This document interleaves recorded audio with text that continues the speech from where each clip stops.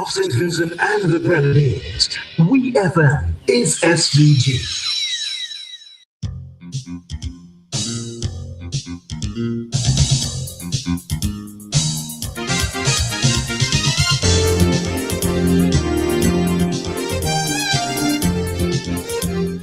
25 minutes on to 11 o'clock here in St. Vincent and the Grenadines. You're locked on to WEFM 99.9, the Clean Fresh Sound, and this is your It's Your Turn program.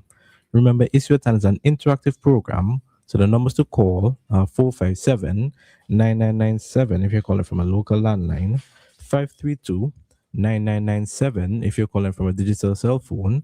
You could also send us a message or call us on WhatsApp at 457-9997. The It's Your Turn program is being hosted by Mr. Cecil Ryan, Mr. Philbert, and Mr. Joel Providence. Good morning to you, Cecil. Good morning to you, Karen, and good morning to all our listeners on all the various platforms. Season's greetings to all of you, and we're hoping that you had a very pleasant, perhaps quiet day, Christmas Day and Boxing Day, and that the week has been going good for you so far. In fact, the season. So we greet you very warmly. I'm back. Good to be back here today. And I want to thank Joel for holding the fort. And just to say greetings to Pijan. And yes, Pijan, greetings. Cecil, greetings and thank you very much. And good morning to all of St. Vincent and the Grenadines and to all persons listening to WEFM wherever you are in neighboring territories and the wider diaspora. Season's greetings to all. And it's good to be back as we engage in another edition of It's Your Hand. As usual, we intend to bring to you an interesting discussion, and we wish you all the best in the meantime. Now I'll hand you over to my colleague, Brother Bamba, Joel Providence. Thank you very much, Pijan, Cecil, Kieran. Good morning, St. Vincent and the Grenadines. I trust that everyone, well, first of all, the three of you would have had a great Christmas, right? Great can be defined once you're satisfied, or certainly no matter how how things went. Once you're satisfied with the activities and so on of the season, I certainly would be pleased that you were comfortable and good in yourself. Now, I just wanted to say as well that there's so many persons to express appreciation to, not necessarily individually, but collectively and so on. All the many persons who that I would have interfaced with walking through Kingstown looking for different things and so forth, in the supermarkets, on the side of the street vendors and so forth. Those persons would have sent messages, persons who would have called and so on. I just felt great, Cecil and Pijan, with the kind of fellowship that I experienced. And I believe it is, and obviously it is not unique to me. Mm-hmm. It was just a general feeling all around. And I certainly would like to say, well, this is really what Christmas is, at the end of it, it is all about, even though obviously we know about the religious connotation and so forth. But at the end of it all, if it can serve to promote fellowship among Vincentians and so on, togetherness, solidarity and the like, then I think that it's worth it. Mm-hmm. And I believe to a significant extent, this is what many Vincentians would have experienced in the last few days.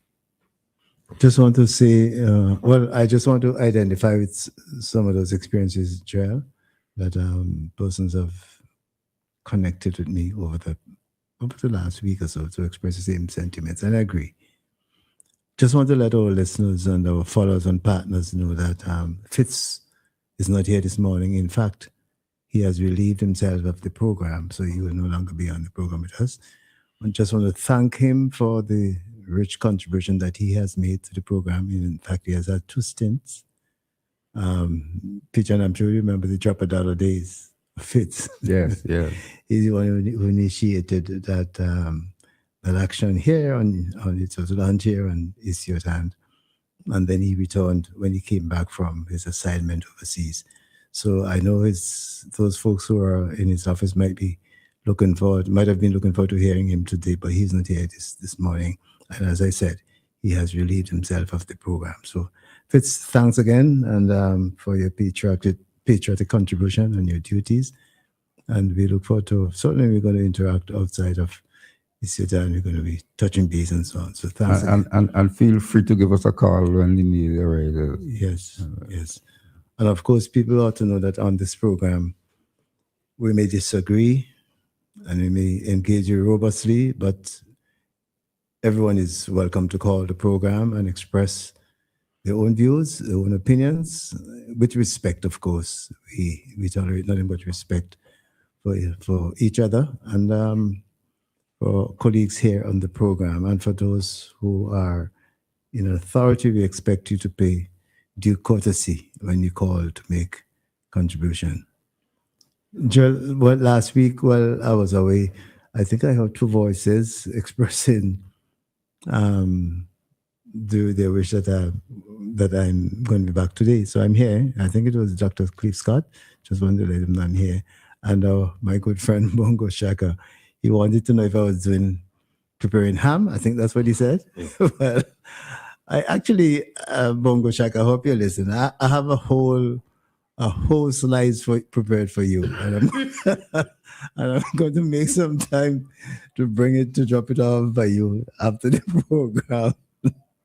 So prepare the rest of the food and leave a space for the ham and a big piece of ham to Bongo Shaka. Yeah, so it's good to be here again. Just want to greet a number of persons across our listenership space, persons who follow us regularly. We greet you very warmly. Just to single out Brother Bristol up in North Windward, people like my good friend in Union Island, my good friend Lorna Bob. Good morning to you. Hope you listen. And Coach, greetings to you, and I hope you're doing well over there. I'm back, as you can hear my voice. And we will talk sometime subsequently, but I hope you're doing well. And I hope you're keeping it all together. And all our other friends, all my other friends across St. Vincent and the Grenadines and overseas. Greetings and all the best for 2026 coming up. And even as I mentioned that on today's program, we're going to be doing a review, 2025 in review, looking at various aspects of life and living in St. Vincent and the Grenadines. And I'm happy to say that Joel has done some of the preparatory work. So he's going to be the man to lead us off in that exercise this morning. Joel, I hope I'm not committing you unfairly. Just want to give a shout out to Lansford. Of course, I have to give Lansford a shout out. And persons like Marlon Stevenson, Marlon Mayers as well. Good morning to all of you guys and welcome to our program. You know, guys, Joel, we get back into that thing just now, but into that your take just now. But I was reflecting, Peter, on Isiotan, and it occurred to me that Isiotan has come such a long way. You know, this is the only program that has had a live broadcast from Myro. Peter, you remember that? A live broadcast from Myro. You don't remember that, eh? No. Yes, man. And the person, and imagine, and I hope she's listening, since Sister Renee Batiste, then Minister of Tourism and Culture, she was the feature on that program. I think it was in 2001 late or 2002 we had that program. And guess what? The engineer for the program was Jules Williams himself. Okay. He literally took the station down there, and there was a gentleman from Holland, from an organization called Hevus at the time. He was on the program as well, live. And is it Father Mike who was based in Myro? Charlie, is it Mike? His name is Father Mike, right? The Freitas? Oh, the Silver. The Silver, yeah. Yes, the Silver. Mike he was on that program as well. He was based in Myro at the time. And we had it at the church. The venue was the church itself. And a host of Myrons came around and were there while we were doing the program. It's a memorable program. I always remember that. We traveled down via SVG Air, and from there we traveled by speedboat over to Myro. Yeah, those were the days. But anyway, this is 2025, the 28th Yes, and we are going to be going to do a review, as I indicated. So feel free to jump in anytime you wish. We're going to do it in different segments. And as I said, Joel has prepared an outline of those segments. So Joel, it's over to you. Ooh. Don't make it sound so bad. Well, I think Joel, sorry, just before you start, I just want to let our listeners know that at some point in time, Jules himself he may come in and to give greetings to listeners. So we expect that. Yes, Joel, sorry. Yeah, well, we have a lot of things to discuss. Yes. A lot of events, a lot of issues at hand impacted the lives of Vincentians in 2025 and so forth. And we have to be able to, in order to discuss them properly, efficiently, and so on, that I think we might have to vote to place them in categories. And I don't know, Cecil and Pigeon, whether or not maybe we can take them each category at a time. And then we can maybe, even if persons may want to, I don't know if you want exactly to calling on that, and then we move after on each. After each one, and then we can move on to each one, right? So there are a number of areas that that we can look at. The quality of life is one that is critical.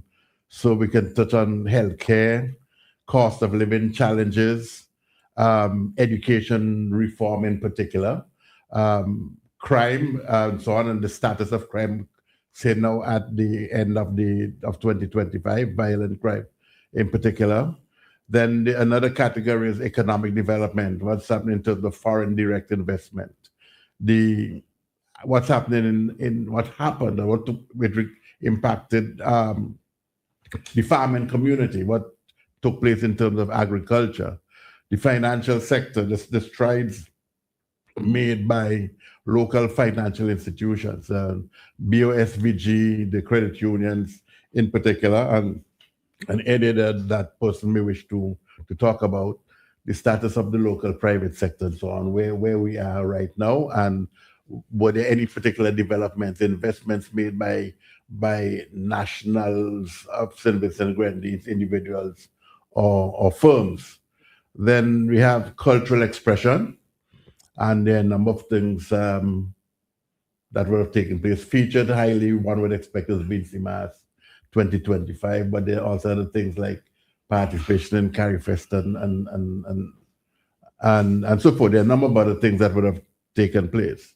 And then there's the natural and social environment, what has been happening in terms of the weather and atmospheric phenomena generally, how we have countered, how responded to even the events of last year, like such as Beryl. What did we do in 2025 to counter, to address Beryl, to recover from Beryl, and to counter any possible challenge that we will get from storms and so on in 2025, even though that, thank God, that we did not have anything of significance impacting us here in St. Vincent and the Grenadines, but we know what took place in Jamaica and Haiti and elsewhere. Then most importantly, I think that the subject of politics and governance. I believe we had a general election, and that perhaps as an event is as significant as it comes in terms of the impact on the lives of Vincentians, and we can talk about that. And linked with the question of politics and governance on the local front, I believe as well that we should find time to speak about regional cooperation, what is happening on the regional front, particularly in light of the impasse almost between most of CARICOM, the CARICOM member states, and Trinidad and Tobago in particular, and where we are, what is happening in terms of CARICOM, what persons feel should what the future of CARICOM should be. But we should focus primarily on the events of this year and so forth, and how it has impacted us here in St. Vincent and Grenadines. So there's a good bit to talk about, but I believe that as an imposition by myself without the authority of my colleagues, I just thought that if we can just talk about the quality of life to begin with, and persons can speak to that as well if they want to call in. As I mentioned before, where we are with healthcare, what has transpired, cost of living. Are you going into them right now, Joel? But just before you do, I want to play this song, one of my favorites, Black Stallion. But of course, to set the stage for our discussion, just want to play it.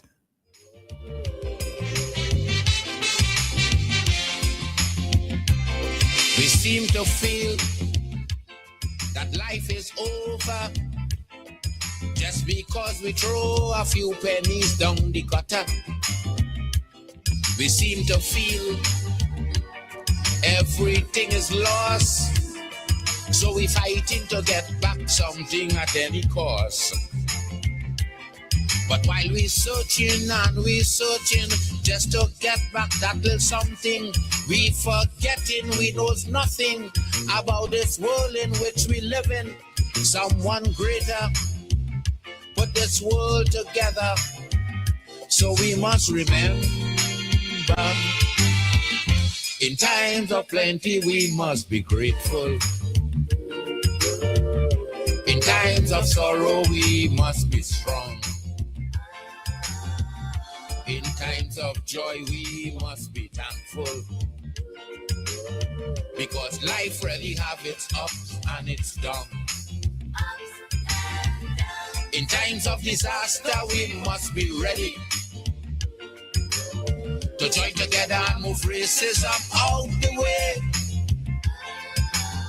And if you listen to this watchword from your lover, Black Stallion, tomorrow would be a better day. Better day, better day, better day.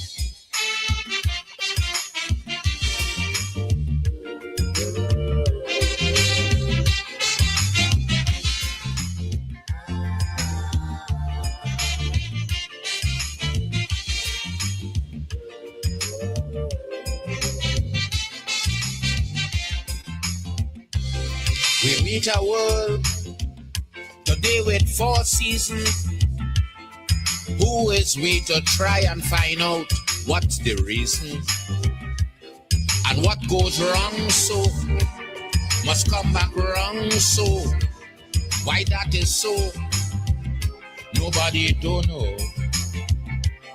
And there are so much other mysteries that nobody still can answer. So we just gotta say thanks and keep looking to the future, because this world is not ours to control. It is just to behold. In times of plenty we must be grateful. In times of sorrow we must be strong. In times of joy we must be thankful, because life really have its ups and its downs. In times of disaster we must be ready to get together and move racism out the way. And if you listen to this watchword from your lover. Yes, so that was the late Dr. Leroy Callistus. Not Callistus. Callis. The Black Stallion, reminding us of life and living. So, Joel, yeah, I thought it might have been a good way to begin to talk about how you capture it in one statement. Quality of life. Yeah, in a way. Yes. And then maybe, and let us not necessarily deal with it in a totally structured manner, and we can even allow persons to calling as well during the discussion on this as well, this particular subject, and persons who have expert or near expert information on the subject the subcategories in relation to quality, by all means, feel free to calling as well on the question. But certainly, you can say that in terms of the quality of life, you think in terms of education, you think in terms of health, you think in terms of crime or the controlled management of crime, the cost of living there, be able to go and put food on the table and so forth, and that you can communicate at peace and at ease in harmony with your neighbors, friends, and persons that you may just barely know and so forth. And generally, there's recreation, there's opportunities for you to do a number of things that make you feel good about being a citizen of St. Vincent and Grenadines and a resident right here in St. Vincent and Grenadines and so on. So we want persons to just calling on that, but I just wanted to zero in on the question of healthcare, and I'm raising the subject to you, Pigeon and Cecil, on the question of healthcare. I do not have the kind of information and the stats that we need to have on the subject to speak authoritatively on the question as how things progressed in 2025 where healthcare is concerned. And I think it's something generally that is information that we ought to have. And so sometimes we may have to rely on a question in Parliament and a response and so on. But I think this information generally should be shared, communicated with the people. But I just wanted to zero in first on the construction of the new hospital at Arnesville to begin with, and so on. And that, to my mind, that this is a transformative event or activity that has begun and is taking place now and so forth. And we know generally who is involved in the contract and so forth. And the thing that was raised, and I think we discussed on this program, I think as well with, I think the then Minister of Finance, Camilo Gonzalez, was here when we spoke about the issue of not just being a matter of putting up buildings, but it also have to have programs to go with it. So I think some of the money allocated to this overall project was not just in terms of having the building at Arnesville, but in terms of expanding healthcare facilities and healthcare programs throughout St. Vincent and the Grenadines. I don't know if you may wish to comment on that, Pigeon or Cecil, now before I can come back in afterwards, but yes, just wanted to put that on the table first. Well, first of all, even as you made mention of the project, Joel, it would have been good to have an idea of the cost of doing that. I don't recall a few $100 million. I don't recall, but anyway. But it's interesting that you put it as number one point for discussion, because to me, health is fundamental, and especially for older persons and young persons as well. But health is one of those fundamental bases for living, and once health is given attention to and is quote unquote secure, I think we're in a safe place. I mean, the people of the countries are in a safe place. But certainly the facility is expected, and as you've said, it's supposed to have a general improvement in services, healthcare services. It is supposed to serve the people and serve them well. And to me, it's definitely going to be an advance over what you have existing right here.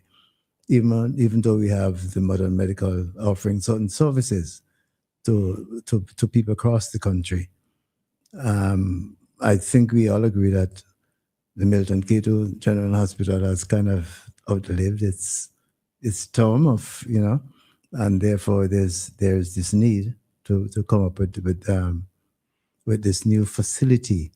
As you made mention of former Minister Finance, Camilo Gonzalez, he did mention, I agree, I do remember when he said about other linked in kind of facilities in different parts of the country.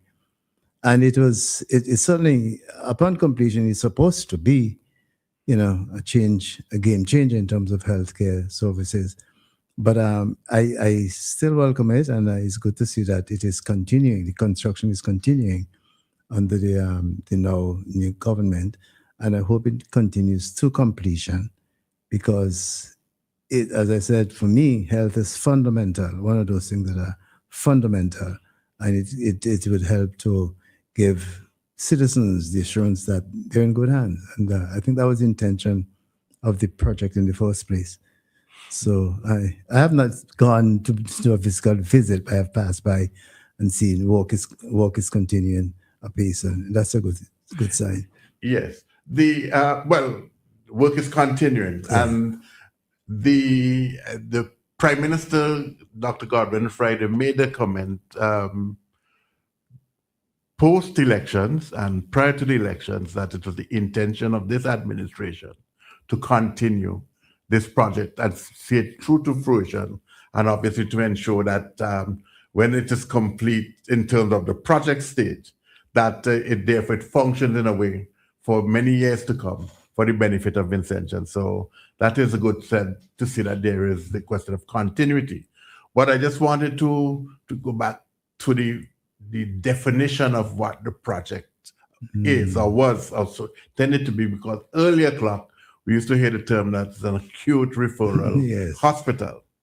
But now we don't. Then I think that the referral was dropped off, and now I believe it is now a general hospital with the Milton Cato facility. It would be used specifically to deal with, I believe it's like with a maternity hospital and related type of facility and so forth.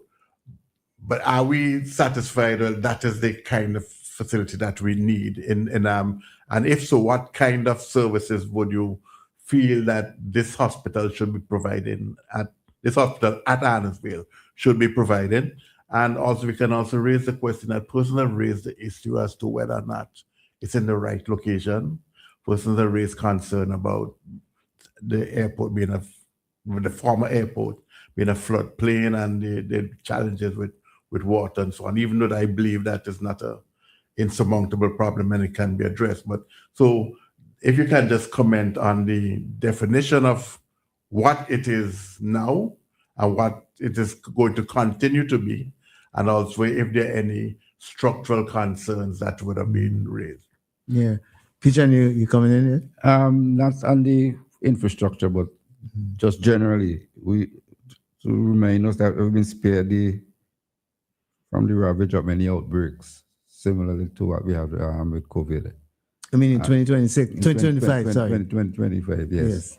And also commend the professionals for their constant updates and education through health promotion and various programs.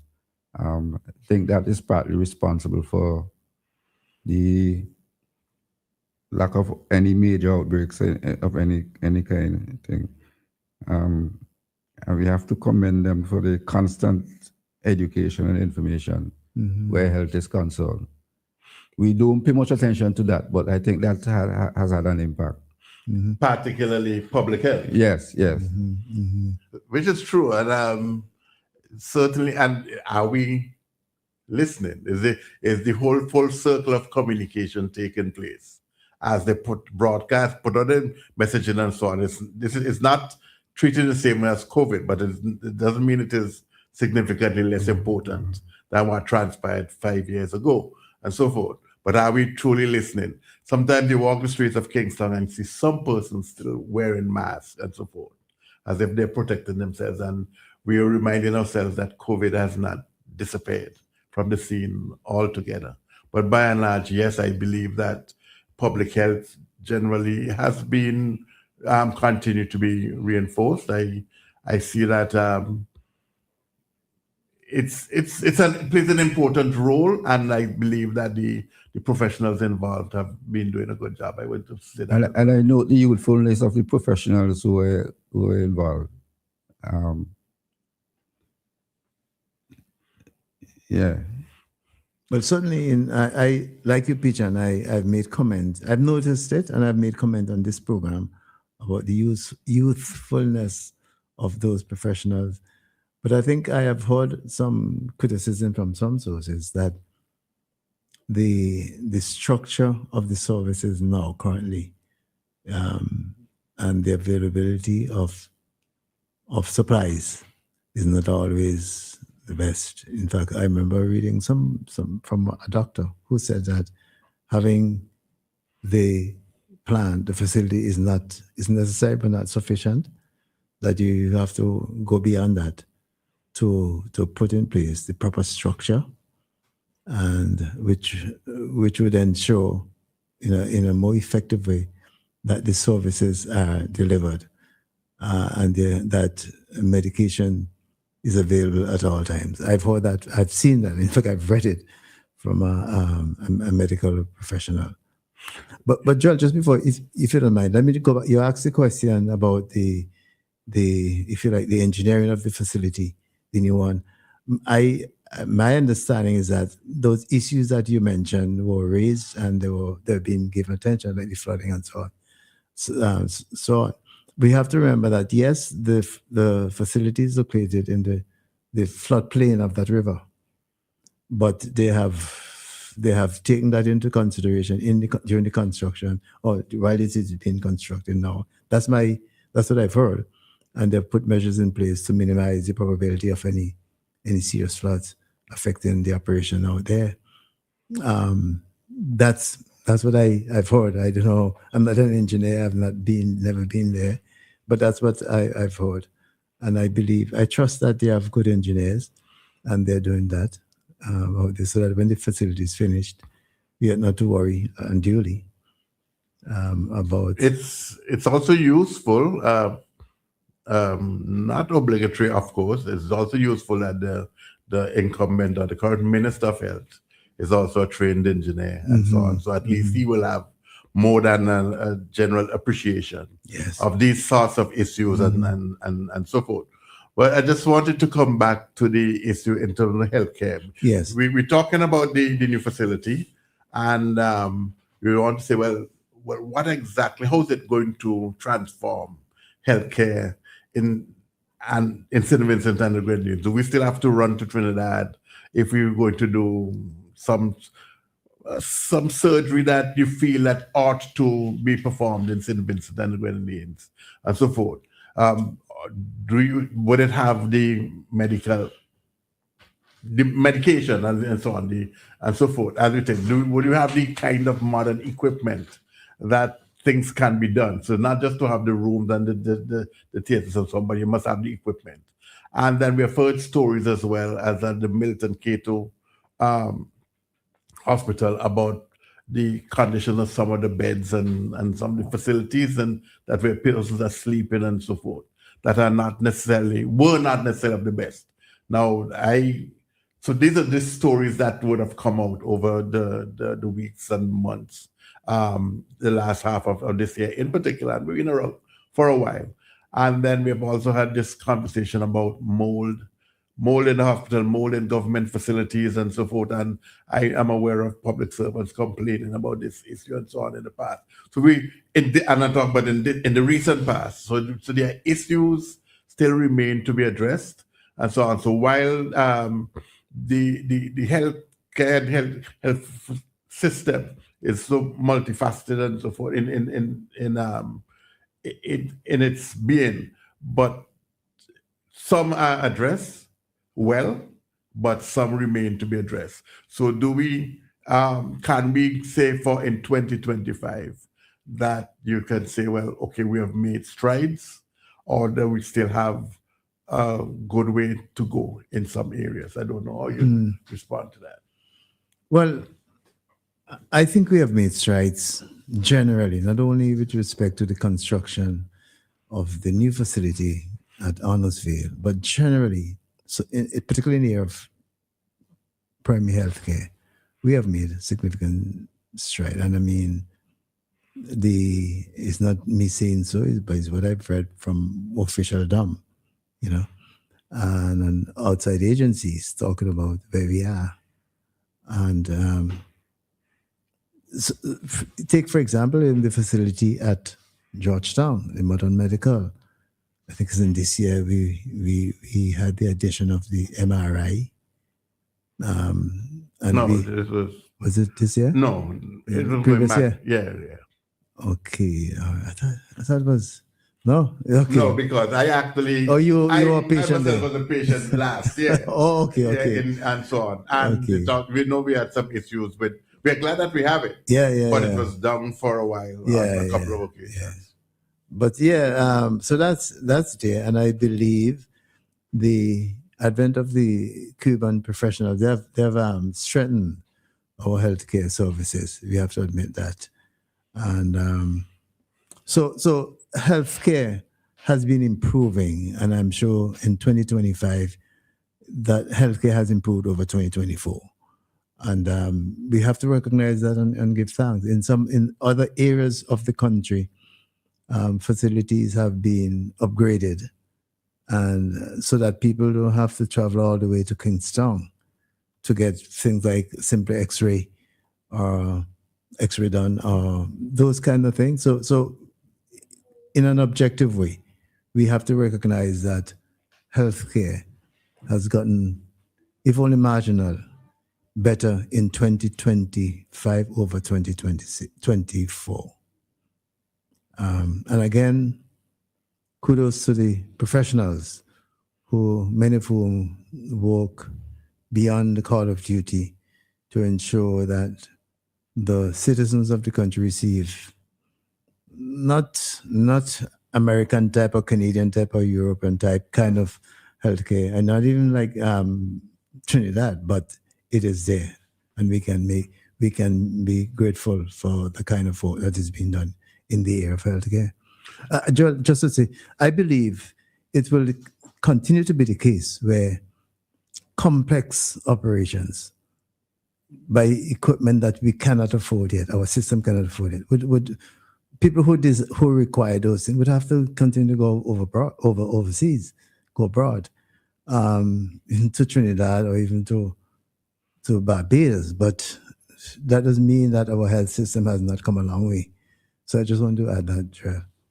Yeah, although I believe, though, that we have Vincentians, talented Vincentians, who are surgeons in different areas of medicine and who are working abroad and who are willing to return to St. Vincent to actually perform some of these surgeries here, provided, of course, that all the ducks line up. You know, they have the facility, the equipment, and the support services, then post-operative care. That's the kind of thing.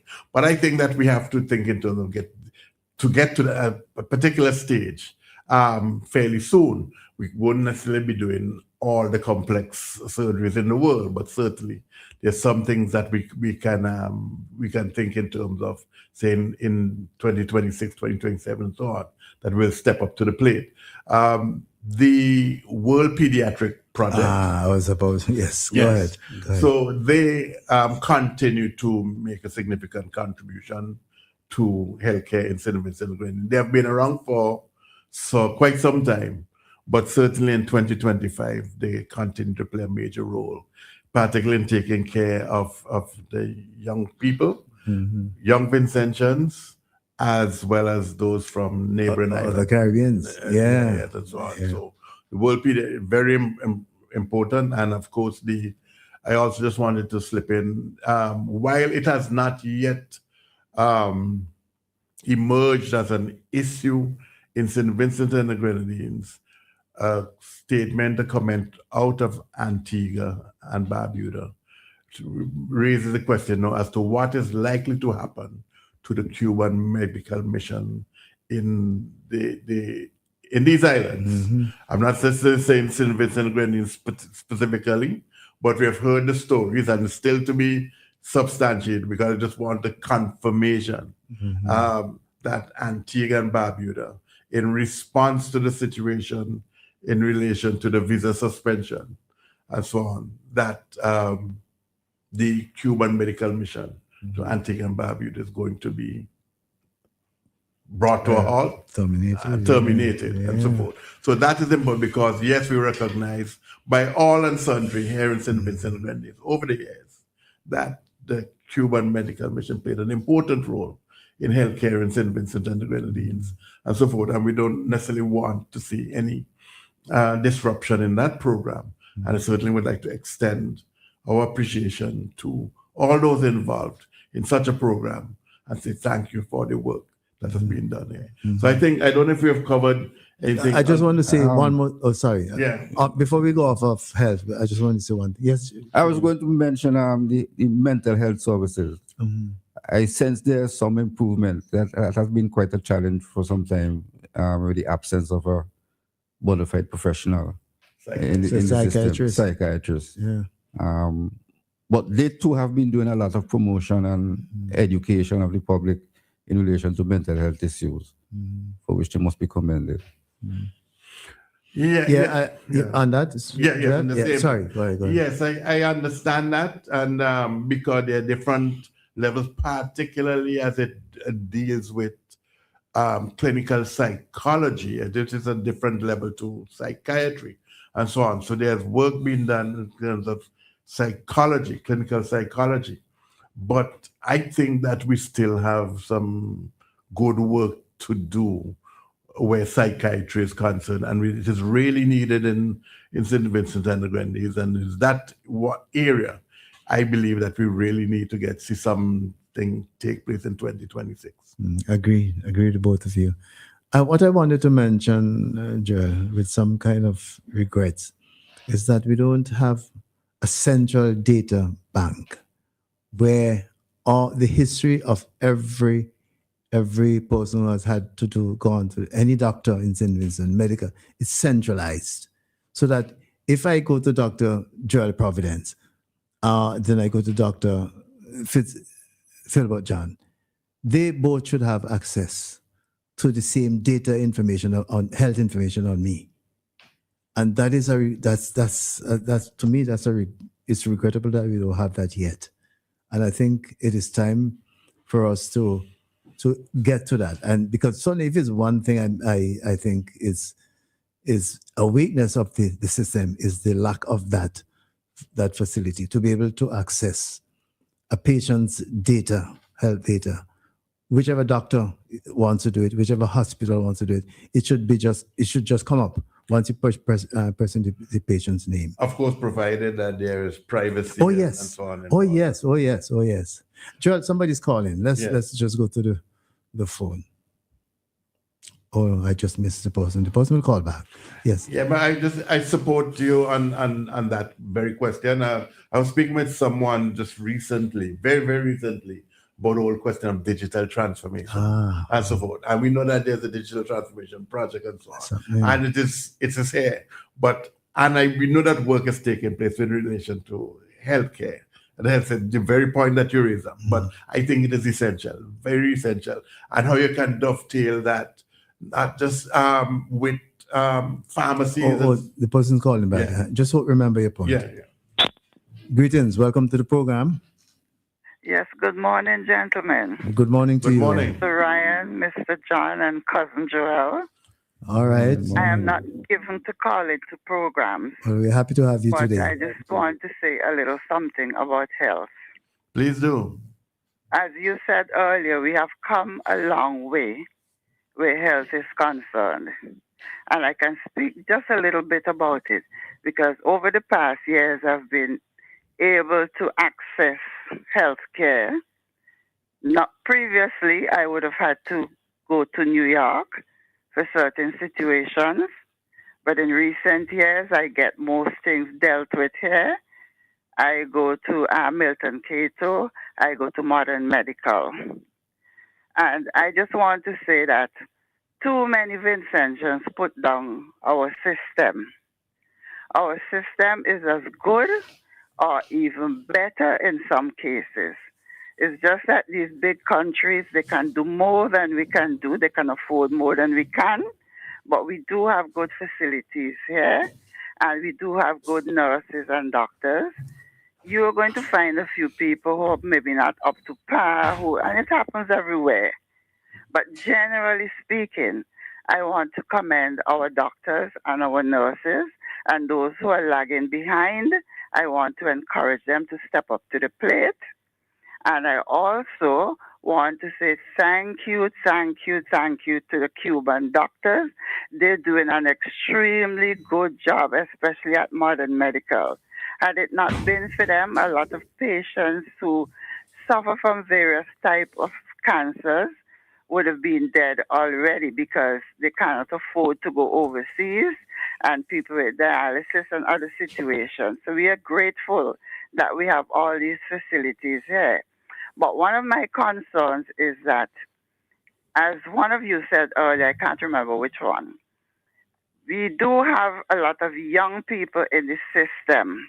Nothing is wrong with that.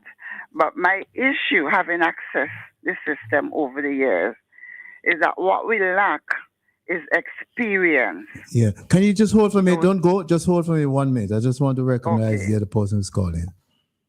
Okay. Hello.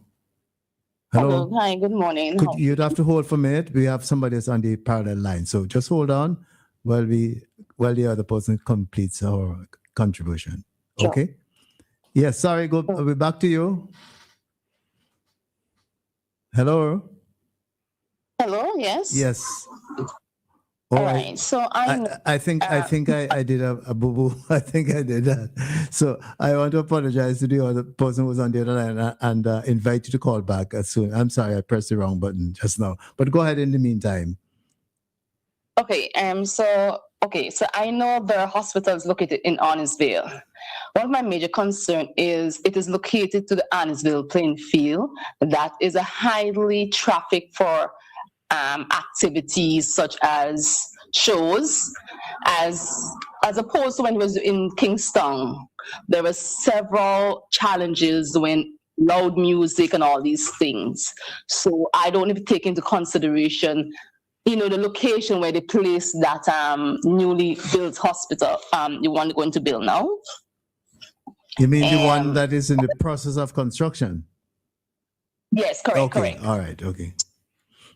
I don't know. I remember there are several times when persons will call in or they will, have problems with the loud music. So I don't know how is they going to, start to rectify that kind of, if they're going to move that kind of activities from that area and relocate it to somewhere else. But again, it's left to be seen, to work out. Also, there's two programs that is actually going on now. The RN program, which is registered program, and there is the bachelor program. I remember previous years back, they had a concept where they're going to doubt out the RN program and just concentrate on the bachelor program, which I'm not too sure if they will be still be having both programs running simultaneously, because I really do believe the bachelor program is the best way to go. Hence, education-wise, economical-wise, and also you have a lot of training. And it's a much more better program rather than having the RN. Because even though when you go outside, they still ask you for a license, ask you for the bachelor program, and a lot of persons, they are limited even if they want to go and travel. When you say go outside, I mean abroad, overseas? Correct. Okay, all right. Correct. Good. Also, the house cleaning of the hospital. I think they need to have a structured house cleaning of the hospital for the new one they're going to build. Because the one that is in presently at Milton Keynes, so it's a deplorable. Can you hold on a minute? Let me just answer this person. Good morning. Welcome to the program. Yes, Mr. Ryan. Oh, I think I cut you off just now. Yes, My bad. But hold on. The other person is just finishing up. No problem. That's right. Okay. Yes, go ahead. Hello? Right. Yes, that's the other person. Yes. They need to have a house cleaning structure in place, because I have been exposed to other hospitals, and trust me, they have a good cleaning system that, I can, because when I came to St. Vincent back, I went to the hospital and I tell you, I had to go privately. I could not. The place is just not the cleanliness of it was not there. And that was in Right. 2025. That was this year, 2025. Yes, when I came back to St. Oh, so Vincent. 25. So that's one negative for the service. Okay. Yes. All right. Also, you took the So we mental have health. another person on the other line. So just be mindful of that. So, okay then. All right, well, I'll listen off here. Thank you so much. And you can call back anytime you wish to, or send us a message. Okay. All right. Okay, good. Yes, my apology for cutting you No a while problem, ago, but Mr. Ryan. That's sorry quite about- okay. These things happen. Yes. Yeah, what I was basically saying, I have quite a lot of issues, but they're not negative per se in a sense, which I don't want to mention on air. But I was saying that with the youngness of the doctors and nurses, I don't have an issue with that. What I have an issue with is that we need more experience. This is where we are lacking, I think. The experience of senior doctors so that the younger ones can model. You get me? Yes, we are following you and we get you. Okay. Yes. In fact, Okay, and I Joel made mention of something similar to that when he was talking about a lot of doctors, Vinci doctors who are abroad and Right. might want to come back. And yeah. Right. But one other thing, though, because I know other people would want to call in, is that a lot, let me just say not a lot, some doctors, because I'm not going to call anybody's name, right? No, we don't want that. Some doctors are not necessarily, and nurses, appreciative of the Cuban doctors and nurses. But to me, they can learn a lot from them, and they can learn a lot from us as well. And we need to walk along with them. Because I have experience where certain doctors were sent back home, and there was no good reason, right, why they were sent back. To me, it was just a case of jealousy. And we need to get out of that sort of situation. Because when I had to go to the States on several occasions, I meet nurses and doctors from all over the world. And even though the hospital I went to was a state hospital and not necessarily so much of an English-speaking hospital, a lot of English-speaking people were there. And there were very, very few Vincentians, maybe 2, 3 at the most, were at that hospital. Our people go and work elsewhere in the world, and they're well commended. So we need to embrace people. And we need, if there is something going wrong, to show them where they're going wrong, and vice versa. So I give way for somebody else to talk. And thank you very much for your contribution. Very useful and valuable. Thanks. And call thank again. you, and all the best to you guys for the new year. Yes. Okay, bye-bye. All right. Bye-bye. Bye.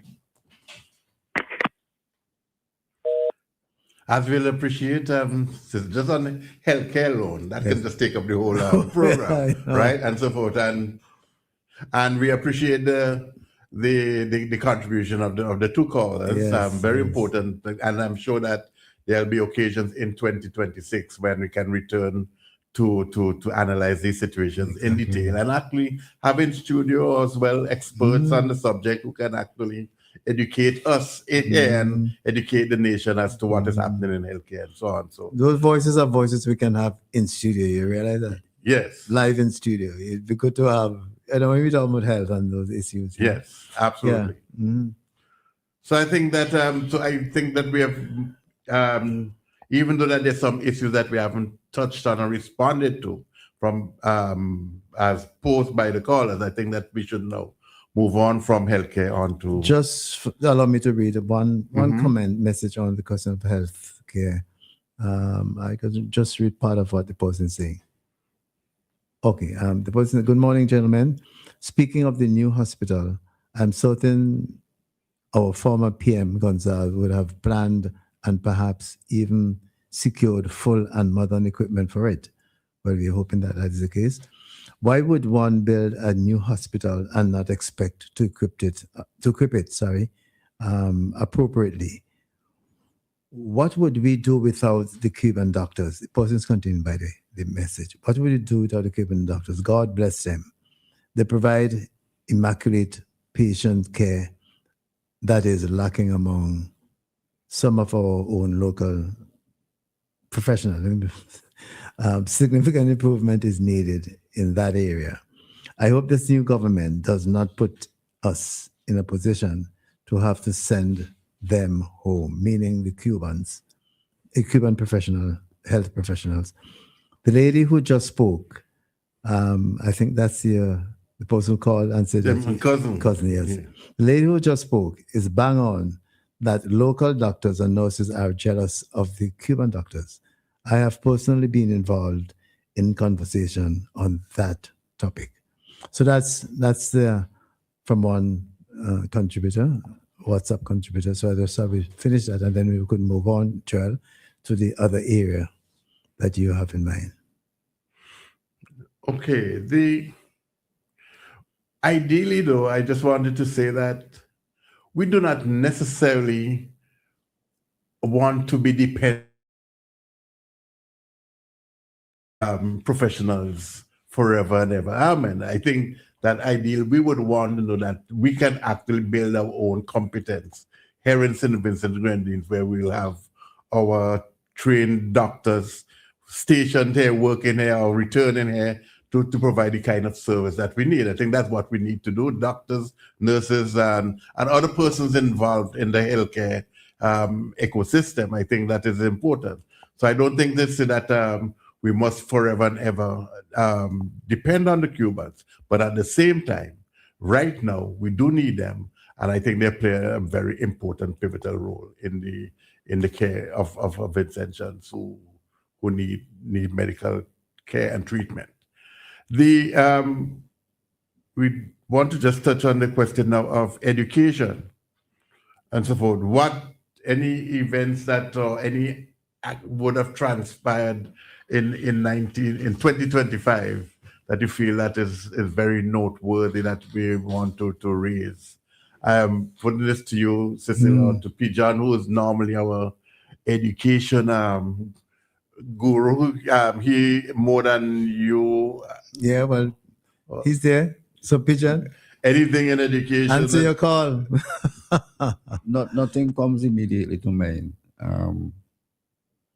except the significant expansion in the extent of provision of tertiary education, and the capacity to finance the tertiary education, the scholarship, the bursaries, etc. In my time, there was a significant number, but it pales comparison to what is happening now. What happened in this year, you mean, up until this year? Yes, especially under this the year. previous government, yeah. I just want to echo, and in a loud way, those sentiments, Pigeon, that the figures for this year, insofar as persons who are benefited from, bursary scholarships and so on and so forth, who have had the opportunity to attend tertiary education, has increased significantly this year over last year. And my only wish, my hope, is that growth will continue, because we need to have that. And I know there are challenges. There will be challenges. There will be.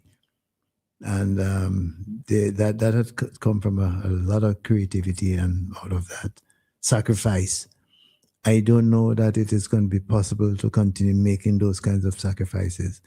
But let's just keep hope alive and see what is going to happen going on. But education generally has been on the up, certainly in 2025, at all levels, from early childhood up to university.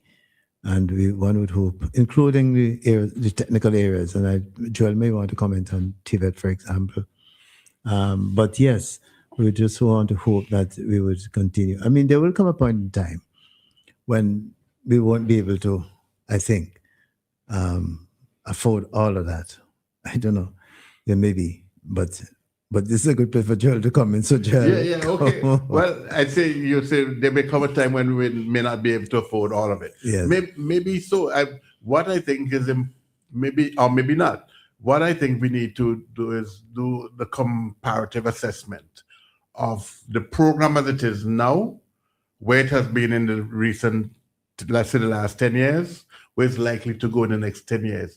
And from a comparative standpoint, let us look and see what would have transpired in Jamaica, even going back to the days of when the Michael Manley administration, when voting persons, any Jamaican could have gone to UWI or to CAS as it was then at the time. And it wasn't the case in Barbados during Earl Barrow? As well. But that's far back. Yeah, no, and yeah, but in recent time now that in Barbados they had to make some changes. Yeah. In Trinidad as well, they had to make some changes as well and so on. So we now need to see where we are with that and so forth, and how far into the future we can go with regard to getting the persons, as many persons out into universities in the region and beyond the region.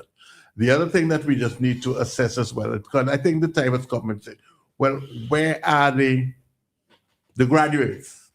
Where are they? What they're doing?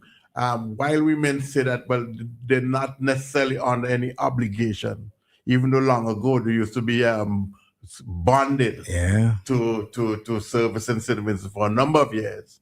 That then the obligation is not there today per se. But at the same time, you'd want to feel that each and every one should feel some sense of obligation towards the continued upliftment of St. Vincent and the Grenadines. So and I think I would love to see, whether it's through the Ministry of Education, some sort of a study assessment as to where are the graduates, how many of them, what is the return rate? Is it at 25%, 30%, 35%? What, and so on, and the return rate, not just in terms of immediately upon getting their degree or whichever degree they get, but in terms of coming back to St. Vincent after 5 years, 10 years, 20 years, or whatever the case might be, or how can they provide service while still being resident abroad. So I think this is something that we need to capture and know exactly where we are. Can you hold your point and come back to that? We have a call and we take it. Good morning. Welcome to the program. Good morning, Mr. Ryan. Could you do us a favor and move away? Can you move away from your device? We're having a nasty feedback. That's true. Yeah. All right, so you're clear now. Yeah, Mr. Ryan, is it true that for this? Well, you're not quite clear. We're still hearing your echo in the background. For the I'll echo. call back. Yes, please. All right, thanks. Yeah. All right. Sounds as if he's going to ask me a hard question, you know. Is it true? Well, I think for a short while there, I say you understand, and in a court and law, and then you're about to be questioned. But it's all right. You can deal with that. Yeah. I just wanted to raise as well the question of the TVET program. I think it is very, very important. And I know that former Minister Curtis King is very passionate about the subject and so forth. And he came into the studio here and spoke on it in a manner that say, well, that it is in his DNA, it is his heart. And I want us to spend more time on it and see where exactly are we with the TVET program? How are we retaining the number of students going through the system and so forth? Where's it? If you start in year one, at the end of the program, is it that we have 100% coming through the system, 80%, 90%? What is the turnout rate and so on, or the outturn rate? And so forth. This is what we should get to find. But I think it is very, very important as we deal with innovation, building enterprise, and a number of different things and so forth, using our skills and talents and so on to lift St. Vincent and the Grenadines. Which then takes me on to the other comment that I wanted to make, is that we have Philip Jackson, the Minister of Education currently. he also has in his portfolio is innovation. And I think this is also very crucial.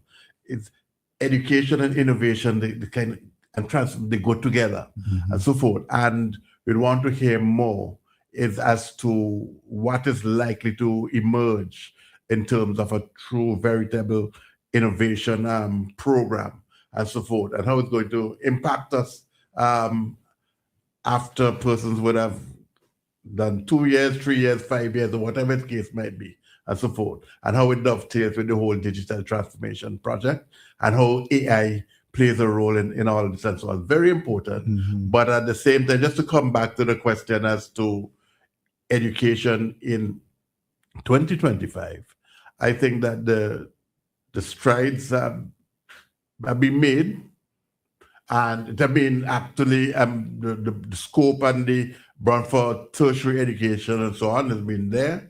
And however, that it doesn't end there, and that we don't expect that in 2026 that education will continue to take a particular trajectory, which would see in terms of graduates contributing to the continued development of St. Vincent and the Grenadines in a meaningful way at a higher number, and that innovation becomes priority and digital transformation. The former governments, through the Prime Minister, often speak of an index. What they call an index. The former Prime Minister. The former Prime Minister, yes. Speak of an index of progress, which is college university graduate per household. Just to say that it doesn't mean every single household, but on average. And I think we haven't done much to measure the extent to which we are at that goal, but I suspect it is not too far from that. I just want to say, Joel, when you spoke earlier about, to your point of graduates, some of them we cannot account. They don't come back to, to contribute. Well, he didn't quite say that, because I was going to say that if we look at our national economic space, our physical boundaries here in St. Vincent is not the extent of it. Our physical economic space beyond where Vinces live, and they may see it having obtained a job. They may contribute to the growth, to the development of the national economy. Certainly the revenue sector by sending home remittances. So I guess we also need to look at students or persons who are able to, or enabled, I should say, or assisted to go abroad and study. Even if they don't come back physically, they may be contributing to the growth of the economy.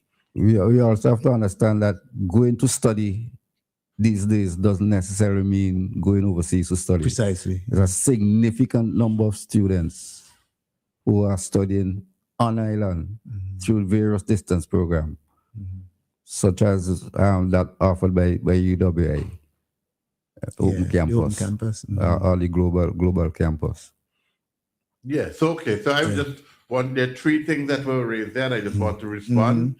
John raised about the index of by 2030, I think it was, that in every household, a university graduate. I don't know how many households we have. Let's say it's 30,000 households.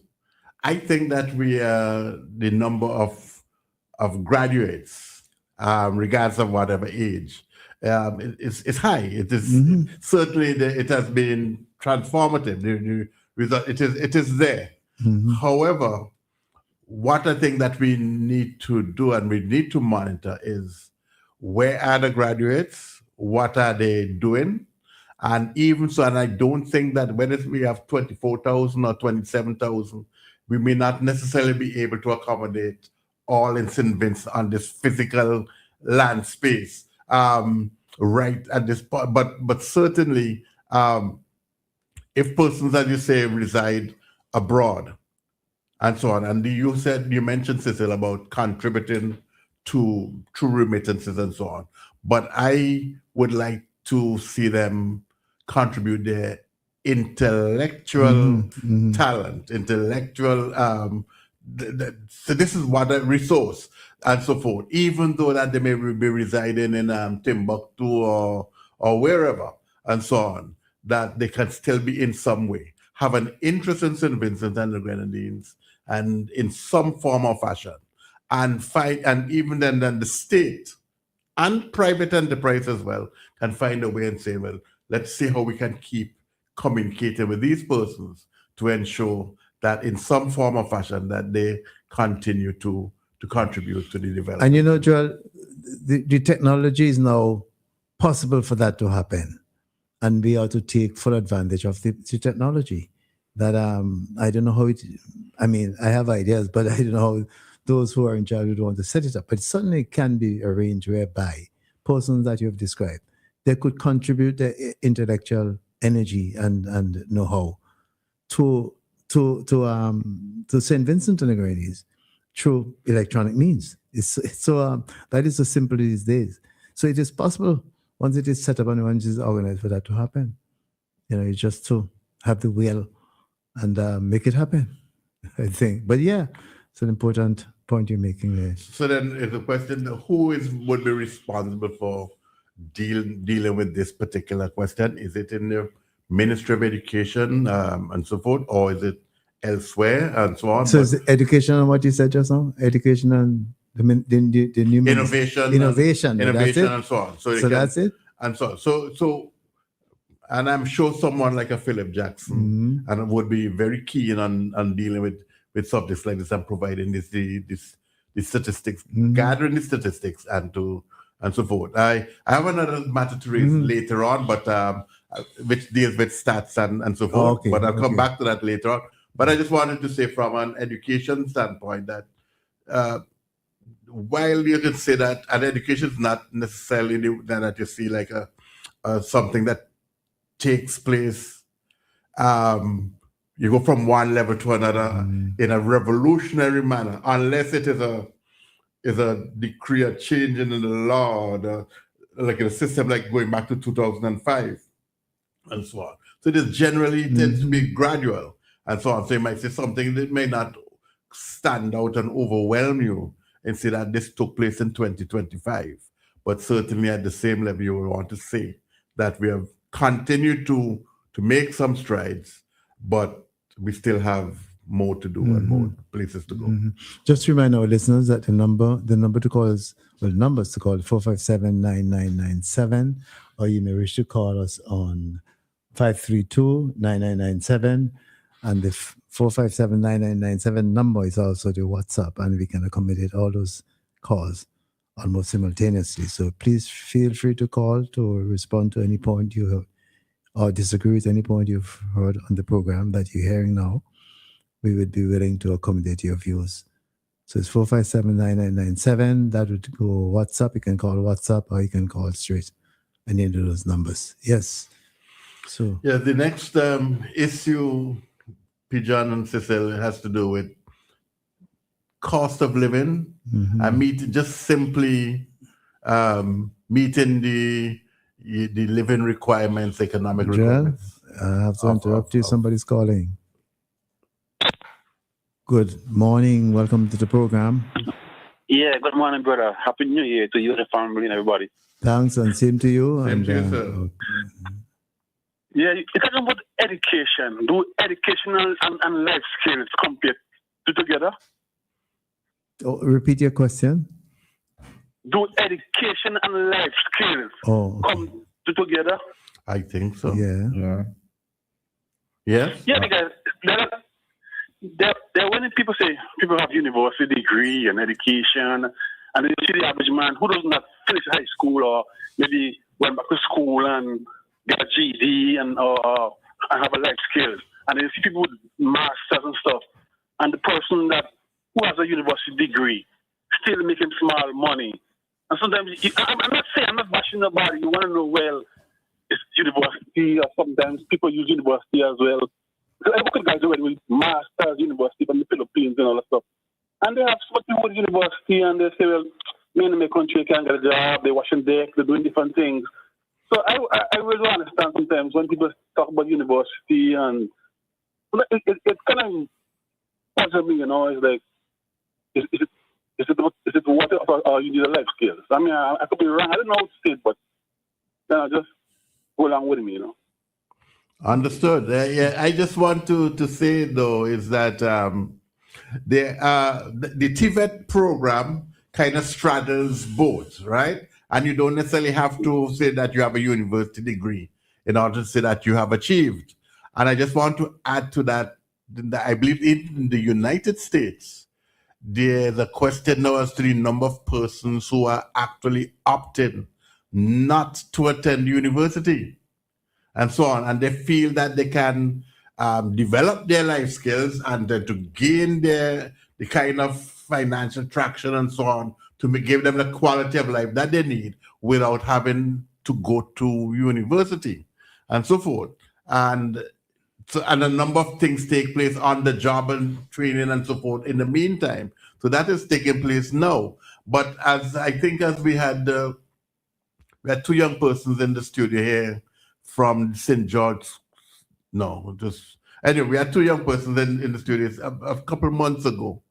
And we're just trying to make the distinction between skills and we're trying to do it between professionals and persons who have skills but and who don't have a university degree and therefore they're not regarded as professionals. I don't know if you catch where I'm going with that. Yeah, I understand. Listen to me last time. Because sometimes you see people where work. You see guys who have a university degree, they'll train the job and they'll come back and have to learn the job physically. So it's like they'll go to learn to be a captain or whatever it be. They'll have to come back and learn the job. Actually learn the job. They do the paperwork, but they'll have to come and learn the job. They say, well, they don't have the experience. So I just don't understand sometimes why they don't merge it together. So you don't have to use 5 years university, then you have to come and learn the job again. Yeah. So if you understand what I mean, a lot of jobs say, well, you have to have the experience. So how do you get the experience if you don't you have the university? But if you don't have the chance to do the experience, so some jobs say, we'll learn to do something, when you come back, we don't hire you because you must have the experience still. So that's why I'm kind of confused with this educational thing, you know? Yeah. So it's not just I think the point is just not just in terms of this education for certification and then you get this degree in your hand, but it's more than that. But I wanted to, I think you're making an important point, but I just wanted to add something that just came to my mind, that there's a program right now in the government, in the public service, that is taking place, which I don't think many persons know a lot about, and I would like to see something like that just spread across the country, is that the persons... go ahead. Well, I'm not fighting for education anymore, job. I have a good job, and I get paid on people who have the master more than me, so I'm content. I'm living for the younger generation, you know, so I get more paid than person who have a master, and I get more better paid than them, so I don't really care, but I just work along with my ability, you know.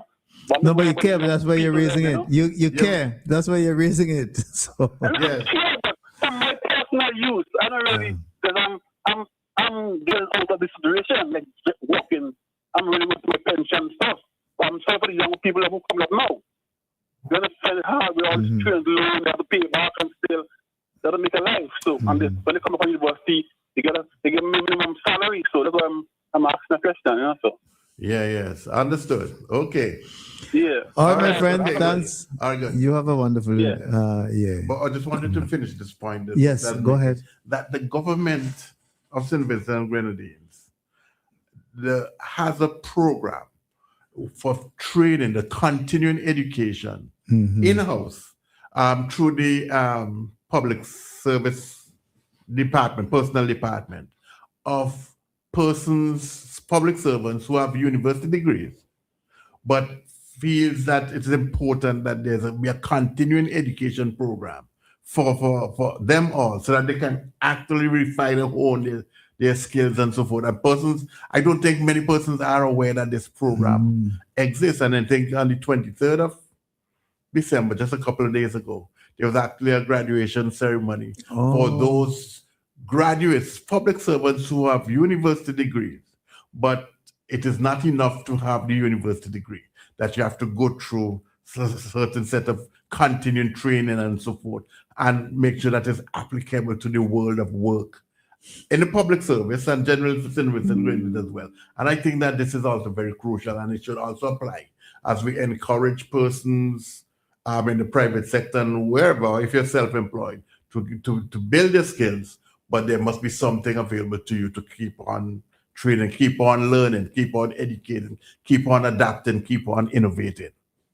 Because in the final analysis, as I say always, education is the application of knowledge. Once you're educated, you have to apply what you learn, basically. Joel, somebody is sending, we have a call now from Kojo. Kojo, greetings. And season's greetings to you. Good morning, Kojo. Listen here. Yes, greetings. I like to point out the last caller was making, because let's not put ourselves, that fellow named AI is championing on a lot of people who went to college and universities, because, the last person AI could trouble is the man with the skill. Because, AI will take away your job. You go to office, when there are like 100 person doing certain work, AI will bring that down to probably 10. AI write fast. AI write programs fast. AI write everything fast. Faster than a human. So, but Kojo, AI would also tell you how to fix a vehicle. Yeah, but you see, you still need a physical person to fix the vehicle. Okay. Yeah. Because Okay. I'm in the church here, so I could tell you, I go and check AI sometimes for a question, and AI will tell me how to do it. Mm-hmm. But I still have to actually unscrew that, Yes. You need the practical. You still need the practical experience. Yeah, you can come out with a computer and unscrew that machine. So people need to know that AI is coming, and the quicker they'll be honest with you, see what the guy talk about, he makes more money than some people. I do that too. It's a natural fact that the person who's in the trades could end up making more money than somebody who went to university. Mm-hmm. Especially if your skill is in demand, you can make more money than a university. How many mechanics and civilians who didn't go to the university have their own shop and everything and putting in good money? Well, someone to technical college. Yeah, but technical college compared to a university. A university is what, 6 years? Yes. Technical college is a 2-year program. Most of them, some of them is 1 year, 2-year program. Mm-hmm. So, the time that you become a doctor, you spend about 8 years, close to 10 years studying. Mm-hmm. And you come out and government ain't giving you a job, you're happy to set up your own shop someplace and make big money. Because you have to prove yourself somewhere before people come to you. So, Okay. what the guy was saying is valid, and I support that very well. Tell people AI is coming. That's all I can tell people. AI is coming. Don't waste time on the skill. Don't waste time on what? Don't waste on the skill. Don't waste time on the skill. Learn that skill. AI is coming. That was okay. All right, Kojo. Okay. Have a wonderful day. Yes, okay. I was about to read. He has sent a message earlier on, and this is what he was asking. Are those measures that could encourage the new government to support the retention of students in universities and colleges? I should have asked him, but anyway, didn't quite know what measures you're talking about. But retention, but hasn't there been a declaration made already about persons in universities right now? Not to worry. By the new government? I'm not sure that they're not to be bothered. They're not to worry. Certainly with those who are in in Taiwan. Taiwan, yeah. Right? And in terms of those who in the system regionally and so on, I got the impression that business will continue for the in the near future. So well, that'd be good assurance, so that people have to they just concentrate on their academics and not worry about being able to pay or whatever, how their fees are going to be covered. So that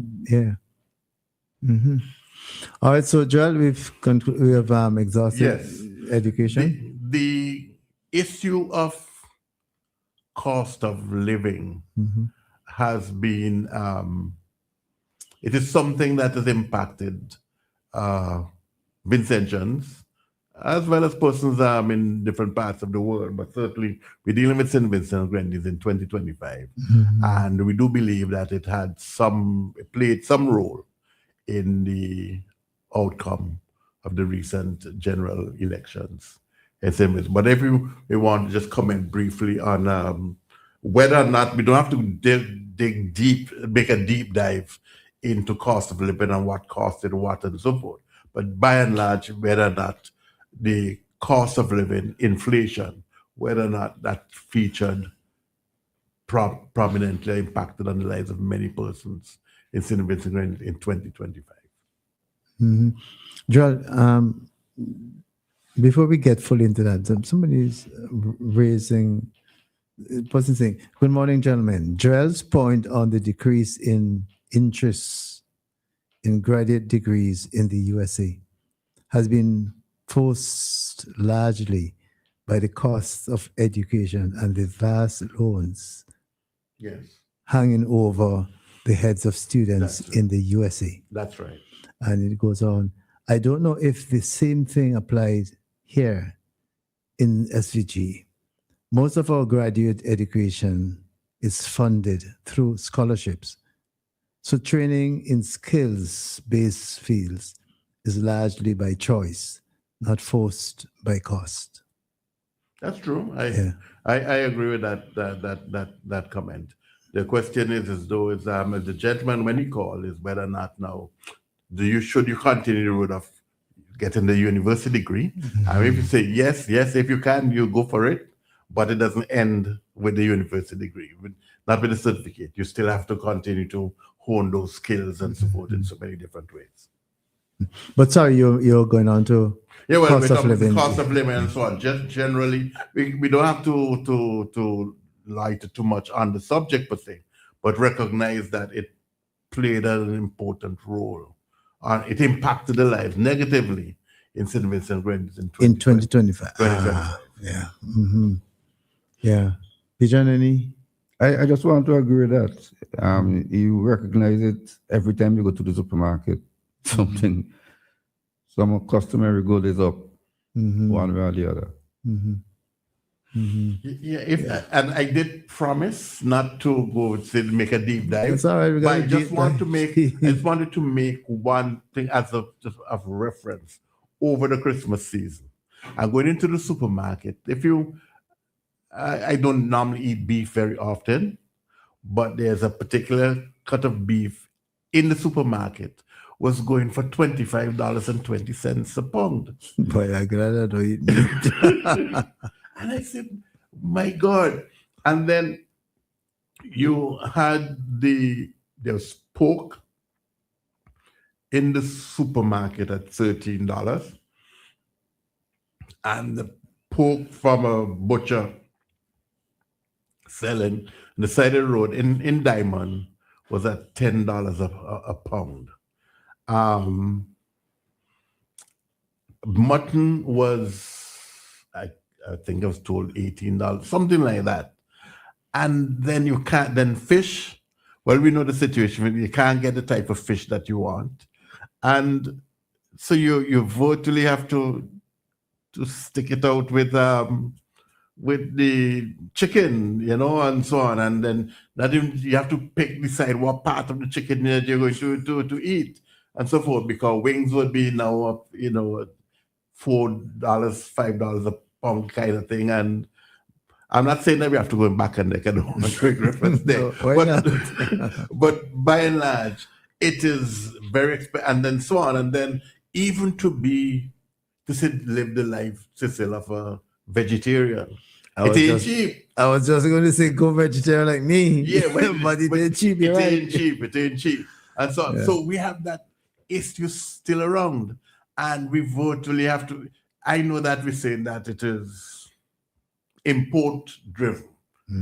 It's an import influence. It is by and large something that we bring here, and we just simply have to deal with it. It comes in the goods come in at the port. The government puts on the tariff, the duties, and then whoever the importer is, they put on their own markup and so forth. By the time it gets to your table, it's a hell of a thing. You can't have children now on your table saying that you put it on and then sit there eating that. And when you stare at that plate and you see that plate is $30, $40 and so on, And so it still remains a challenge, and we have to find a solution. So even though that there's the talk about reduction of the VAT or doing other things, I think at the end of the day, really and truly, we still got to find some way in producing things locally at a decent cost and so on that can actually allow Vincentians to buy wholesale and retail and put on the table at a cost that is better, lower than what it is right now. What's the feasibility of doing that? Or what is it? How is that likely to happen? You think it is likely? Well, local production find a way to produce more cheaply. I think that we virtually have to say where, I don't know if in terms of the animals, are we going to breed the animals and so forth? What is it in terms of the feed, what you're going to feed, and so how you can keep the costs down? Is there an alternative? And maybe this is where innovation comes in, and it ties back with education. What is it that, why is it that we can't, why do we have to import the corn from the United States and the different types of grain and so forth in order to produce the feed that we need to feed the animals? Why is it that dogs is a different subject, but the animals that we then slaughter and so on and eat and consume, is that why can't we ourselves think innovatively and find ways in which we can actually use local material and so forth, and that we can actually try and say, well, rear our animals based on local, as far as possible, local inputs, local ingredients, local feed, and so on, generated. Why can't we do it at a cost that I think is reasonable? I have not seen much where this is concerning at all, and I think that is where we need to spend some time. This is just one way of it and dealing with it. And so forth. And then we have to think in terms of I'm told now that we can't get the kind of fish, the dolphin and the tuna, the mai, and so on. That's it. Well, I'm talking about the kind of fish that I like, and so on. But you can't get it because the fishermen have to go further out to sea, okay. and so on. So you basically get in a certain type of redfish closer to shore, and so on. And so, well, where's the initiative in terms of getting the boats and so on, and allow our fishermen to collaborate, to work together as collectives, to go out and so on? We're hearing stories about trawlers from other places and so on, and dominating what takes place within our exclusive economic zone. Why can't we deal with that? After all, it belongs to us. But Joel, don't we have to come up with to some extent a culture change among our fisher folks, that rather than going out for one day, coming back in the same day, to go out and in facilities that can last a week or so? Yes, or even a couple of days. But it begins with getting like the trawlers, and to see how we can actually see, and then see how maybe a couple of fishermen can collaborate. One person doesn't have to own a trawler, but they can work together and make sure. and they have the necessary storage facility on board and so forth, so that they and things like that, and they can and let us see what can happen. But at the experiment, to my mind, hasn't really taken place in a structured manner. I know there are one or two persons in the distant past. I'm going back 40, 50 years, where persons had the idea about getting trawlers and going out and so forth. But that hasn't happened. And at least let us have a project where we can get a number of trawlers and operated by Vincentians and so forth. And let us see what can happen and so on. With the end game being that we will not, the consumer, be buying fish at $12, $13, $14, $16 a pound. And at the end of the day, when it is filleted and so forth and so on, effectively, the actual fish is $20 a pound and so forth. So, and we need to eat fish and so forth. So these are the kinds of things that I think that we need to focus on in 2026. But I think that by and large, we recognize a problem in 2025, but we haven't proceeded to physically address the problem, even though that it was raised time and again. I know the former Minister of Agriculture would have touched on it, the former Prime Minister would have touched on it, and so forth. But by and large, we haven't addressed it. And that is why I would like to see this link between innovation and agriculture and production and living come together for the sake of the people, so that we can actually live better and manage our finances in such a way that we can eat healthy, be healthy, do things healthily, and with sufficient money in our pocket to cover the cost. There's a contribution, WhatsApp contribution. Let me read it, Joel. Perhaps you can respond to this one. Fish was being bought on the seas from Venezuelan fishermen, but now this mid-ocean exchange not being done for fear of one fisher here told me that they are afraid of going out. But we do need trawlers. Afraid, I guess, because of what's happening in our region. Yes. Yes. Yes. So this is something that we obviously need to raise, and we have to decide where we're going. So far, I haven't heard of any military activity taking place, say, north of Grenada or north of Tobago and so forth. No, I think there might have been one is to just... Of Barbados. Yeah, I think there was, somewhere, I don't know if, but anyhow, but I think this is something that we have to plan, because we have to believe that what is taking place now is not going to be around forever and ever. Amen. Something has to happen and so on. So we should go ahead and proceed with our plans, with the understanding that there would be some outcome that will not negate what we want to do. But at least aircrafts are still flying in our past, still flying. So maybe that's an encouragement. And some that originate in the US cities.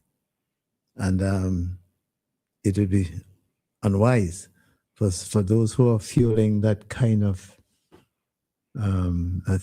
tension and fury to do something silly, because they would be affected back in the States in terms of the aircraft. So maybe you're right. Maybe, I don't know, maybe it's grandstand. I don't know.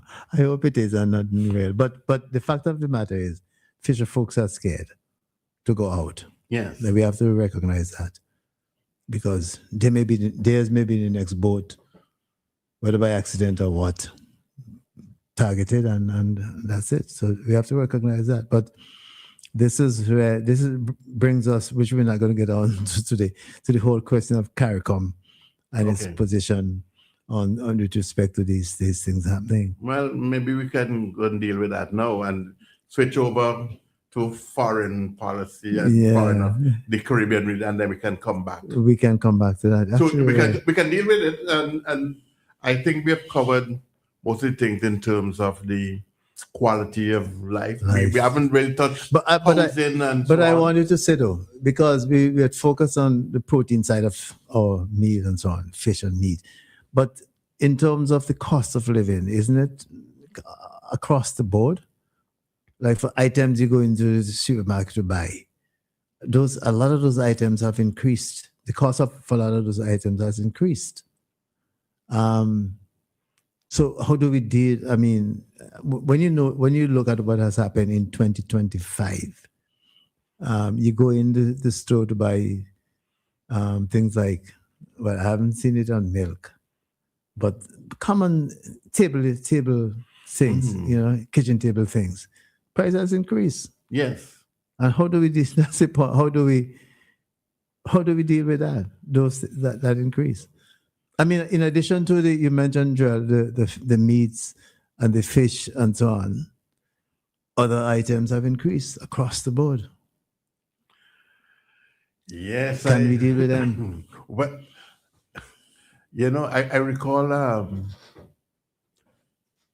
in another life, I mean, like evaporated milk. And we used to retail evaporated milk at $2.86 I remember for a that. can, right? But now it is far higher than $2.86. Yes. And so forth. I also wanted to say that if you go to the food, well, let me not be specific, to a restaurant, and I recall not too long ago that you used to get like a lunch for like $10 to $12 for chicken, I say around $15 for fish. And now it is virtually $25, even going to $30 for fish lunch. And chicken is, depending on whatever you want now, it is $20 to $23. That is where it is. That if you have to go and buy this every day, and you think about it, if you're living somewhere and you're working in Kingston and you want to buy lunch, it's a lot of money to say 23 or 25 days in a month that you have to spend to buy lunch at that kind of rate. It's your pay packet hasn't increased to match the increase in the cost of living.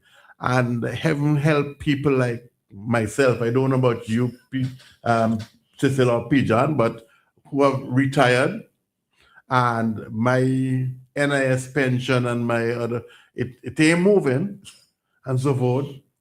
And I just simply, I see what I get every fortnight from NIS, and I have to go deal with the same supermarket and so forth. And I just say, but maybe they didn't anticipate that. No, anyway, let me not talk about life and death, but certainly.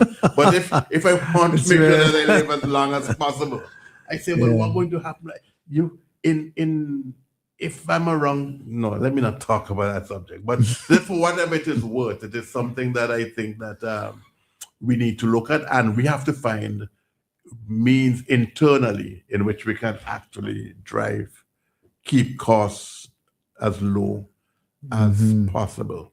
By the way, someone sent me a message, a good friend, their friend sent a message from St. Lucia, who is listening to the program, and say that by and the issues in St. Vincent, by and large the same in St. Lucia and Grenada and so forth.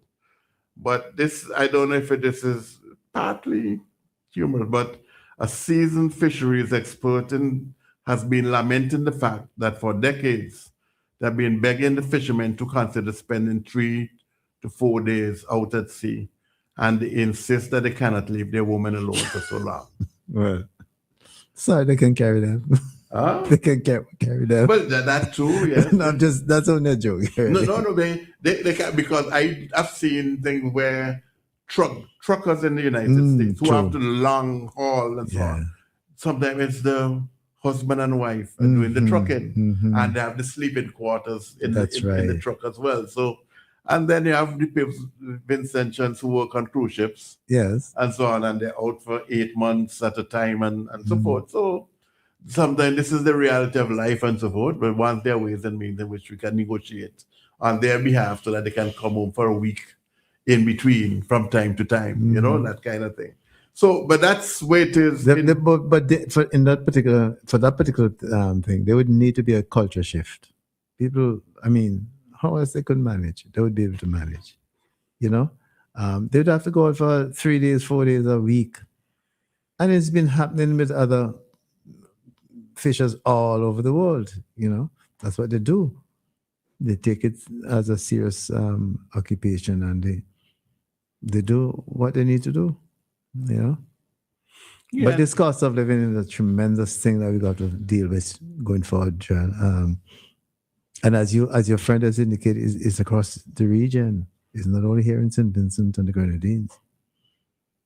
The middlemen, the persons who buy from the fishermen or buy from the farmers to sell over, that could be quite challenging. I happen to know fish, for example, not fish, pork, sell about between $6.50 and $6.75 a pound at the farm gate, and could reach as far as $20 a pound in the supermarket. Well, you see, in between the farm gate and there's a whole sort of labor being used up, labor power being used up, and that those labor has a cost. And not only that, but there are other things like transportation of the product and all of those things. Preparation for sale, wrapping. A certain level of exploitation too. Well, at each point, I'm sure there's an addition of some sort of profit, Joel. At each point, I'm sure there will be an addition of profit. So it's we have to find a way. I don't know how we're going to do it, but we need to find a way to minimize all of these costs without necessarily disadvantaging those who work. The worker. Some people overprice their labor, but still the worker needs to be along the way, needs always to be compensated. Yeah, it's interesting, and that's an issue. The distribution system in St. Vincent and Grenadines might be significantly different to buying from a farmer somewhere in Virginia in the Appalachian Zone, because you pay as Pijan just mentioned about the price at the farm gate, and then the person who's transporting it to Kingstown and so forth, he has to get his cut, and then the person who buys it, say in one location, say maybe at Little Tokyo or something like that, at 6 o'clock in the morning, and then go to the different markets to sell over and so forth, and then they have to get the sufficient margin. As much as 40% they may actually put on it and so forth. And then remember they have to pay, the tongue board has to get something out of it as well too, and so forth. And so it's a number of things and so forth. But can we get straight from the farm gate? Or can we get as close as possible? I don't know. Or could we, or is it just the whole system that we have to preserve and just keep the cost down? And this is a discussion point that I think that we need to look at. And that's it. It should not go from $6.50 up to $20. Here's an interesting point to consider, Jared. Here's an interesting one. Good day to you all. Is the cost of living really affecting us?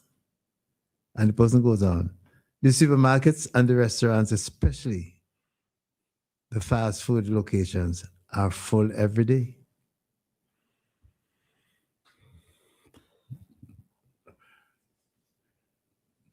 Well, okay. I pause. I really. It's a long pause.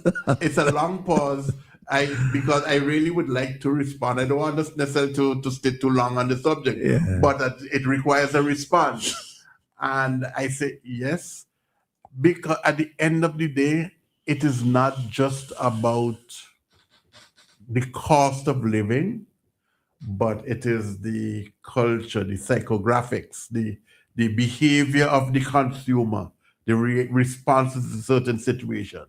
Now, yeah, that is why sometimes some items are price inelastic or partially, they're not significantly price elastic and so forth. So that I recall not too long ago, a two-piece meal was $13.25 and so forth. Joel, can I interrupt? Somebody's calling us. Good afternoon. Welcome to the program. Good afternoon, sir. How are you doing? I'm doing okay. And you? Okay, and the rest of the panel. Okay. Greetings. Yes, please, sir. Greetings as well. You just make a point there where if cost of living really means anything, okay, I mean, I have a feeling words, but the person said affecting us. That's what the person said. Affecting us, right? Yeah. Well, it may not look so, but deep inside, it hurts us. Okay, I say that to say this, right? There's a lot of simple things that make the former administration would have lose office. Simple things, you know. Yes, they have a lot of big projects that we welcome, but it's like having your wife and you're giving her everything, but they fail to take you out when the time comes to have a little lunch or something. You make no time for her. Simple things. So simple things like cost of living is like controlling certain prices that the government should have control of and they fail to do. Which is one of the problems we have in St. Vincent, which is very serious.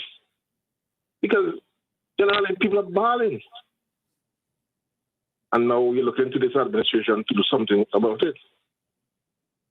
So, as I said, a lot of simple things that the former administration takes for granted that I think they could have put in place that would cause it to happen. And I would like to see a lot of... Do you believe in price control? Of course. Of course. I believe in price control. I believe in price control. I was at work, but I came home and it's for lunch, really, but I'm not hungry. I was speaking to somebody about the fishermen and going out to sea and so on, and speak about a woman. Also walking in the Grenadines and so on. We know that in terms of 4 days per week, 4 days per month, sorry. Right? No, I was talking about 4 days per week. but go ahead. No, I'm saying that 4 days a month if you walk in like on the Grenadines Island and so on. And the 4 days include one going and one coming. I mean, that's possible. If we could put things in place and say, okay, at least ports in the Grenadines, they can have 6 days. And well, if you're on the mainland, it's different. You have your complete 4 days. And like, as I say, you're walking in the Grenadines, one go and one come into the 4. So a lot of things, and again, I see a lot of simple things that we can put in place to make our country go forward. Thank you very much, Lisa. And you, have a blessed one. Thanks. Yeah, thank you. Thanks to you as well, and you too. Have a blessed one. Interesting. What's your take on price? Oh, somebody's calling, so let's go back. Good afternoon. Welcome to the program.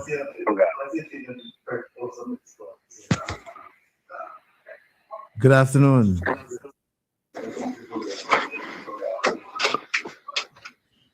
You know your camera is on, do you? Do you know your camera is on? Oh, the person's gone. The person was, I was seeing the person, and I'm sure those on Facebook might have been as well. Yes. Yeah, okay. Two things, the one on the price control and the other one on the 4 days. Mm-hmm. Ironically, that you would think that the administration of, say, the ULP administration would have been one who would have would have put in place price control measures, and rather than have a total laissez-faire, not for everything, but for most things, which basically is what obtains now. Obtain last 2 months ago and it obtains now and so forth. But it didn't happen. And I do recall price control measures, and I'm going all the way back to 1973. I was a schoolboy then, but I do recall the discussions we used to have in school about the price control measures put in by the James Mitchell government back then. And and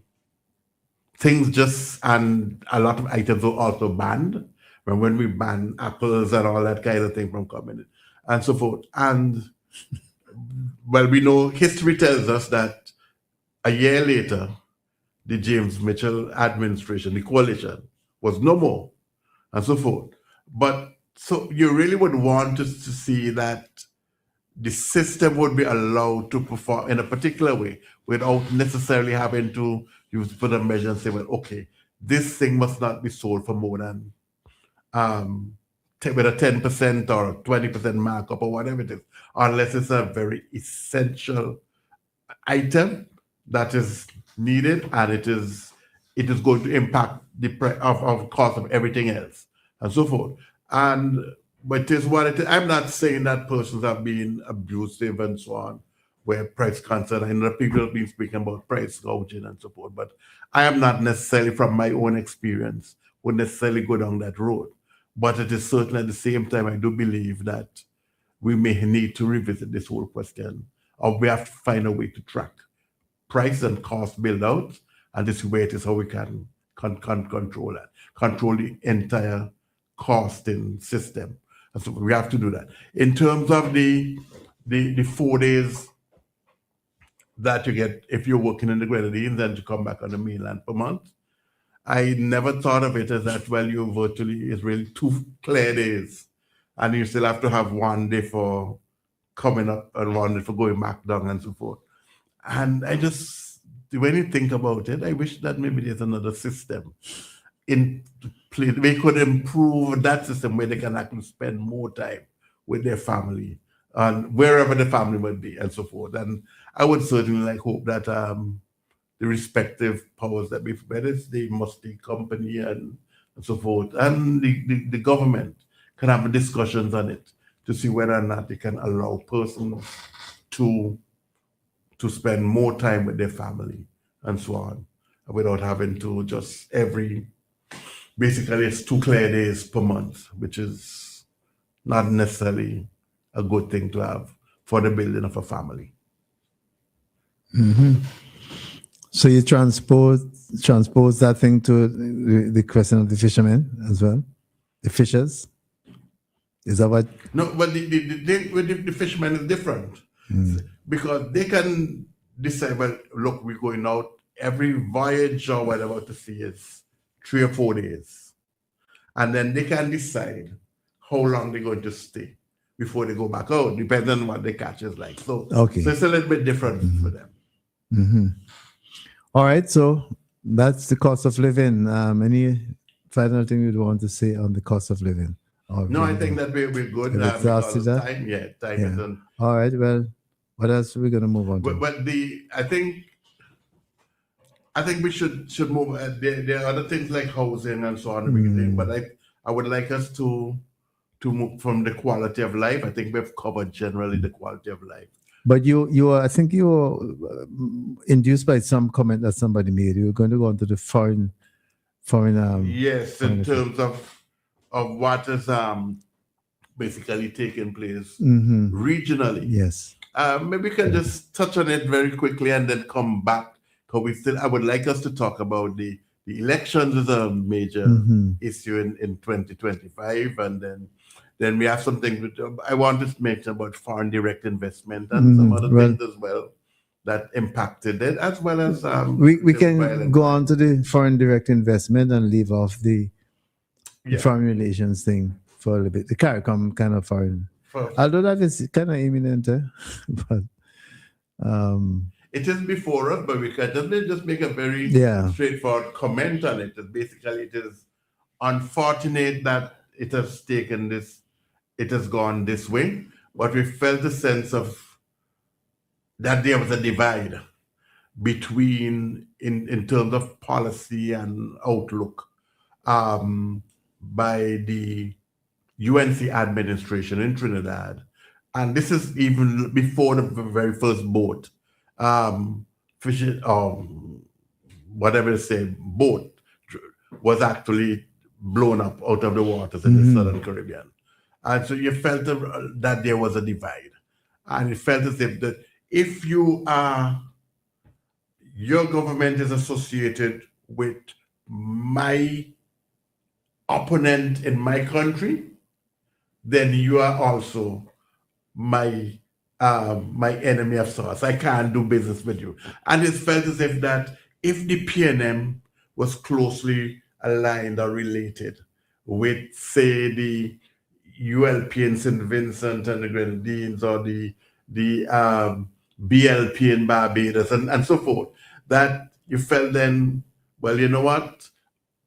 That is how the Caribbean is. So you actually have those members of the CDU, which basically includes the Andrew Holness party, that is the JLP in Jamaica. You have the UNC and the NDP and so forth. And it's unfortunate because that is not, we are dividing the Caribbean and so forth, and it has gotten worse than ever before.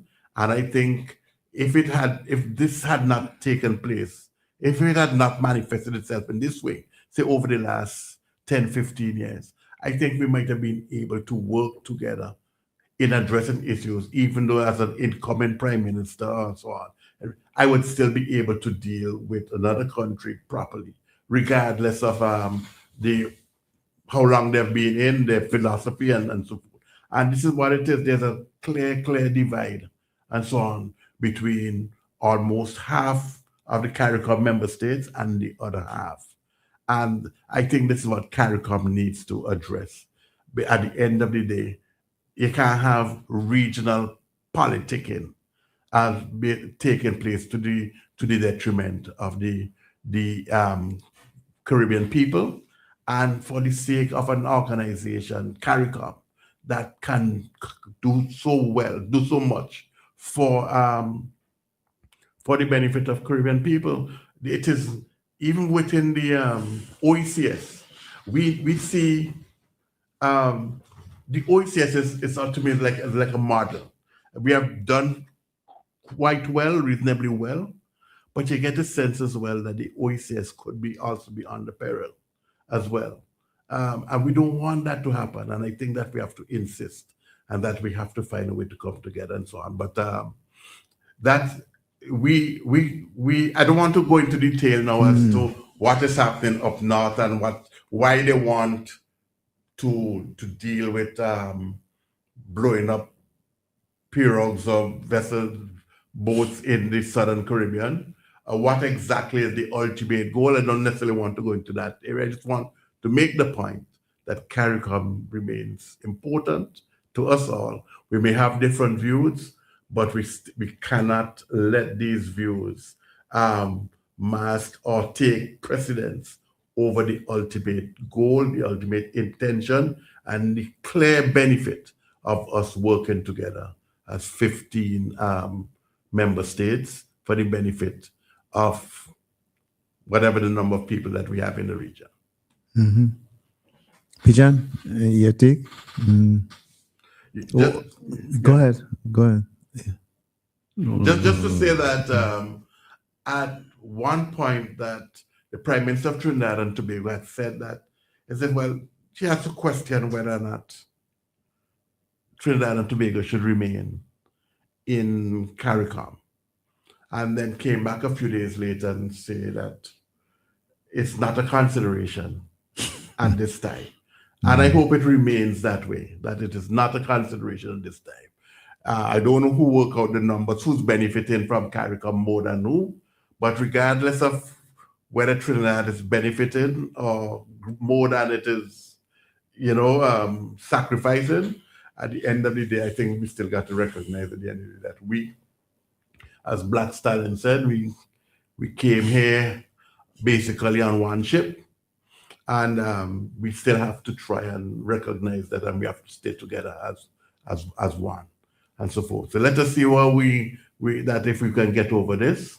But I think if we can have a meeting of the minds as soon as possible, rather than this kind of strident kind of thing about thing of one against the other and so on, and using the media, and then it's an exchange of letters and emails and so forth, one after the other. What happened to the quiet diplomacy that we can into it? Because once you put somebody back against the wall, they're not going to look to come forward and so on. So we need good, clear, strong, purposeful diplomatic action taking place.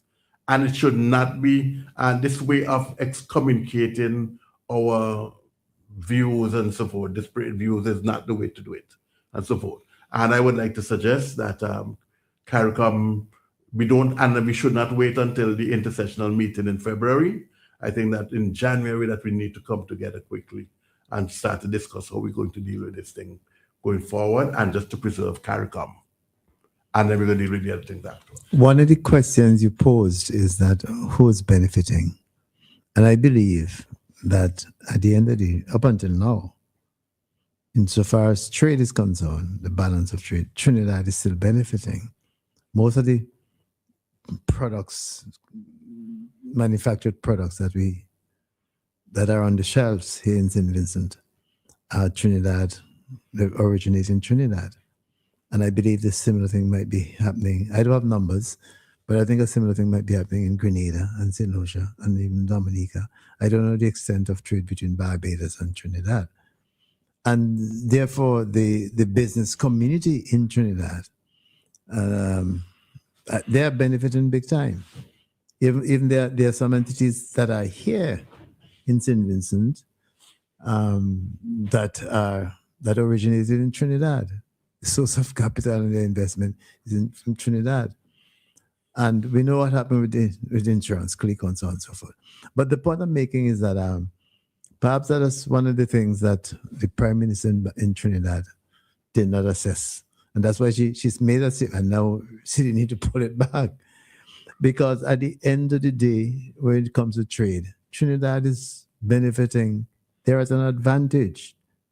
I mean, true, we sell some agricultural produce to Trinidad, and even for that, our farmers here and traffickers have hell to get the money back out.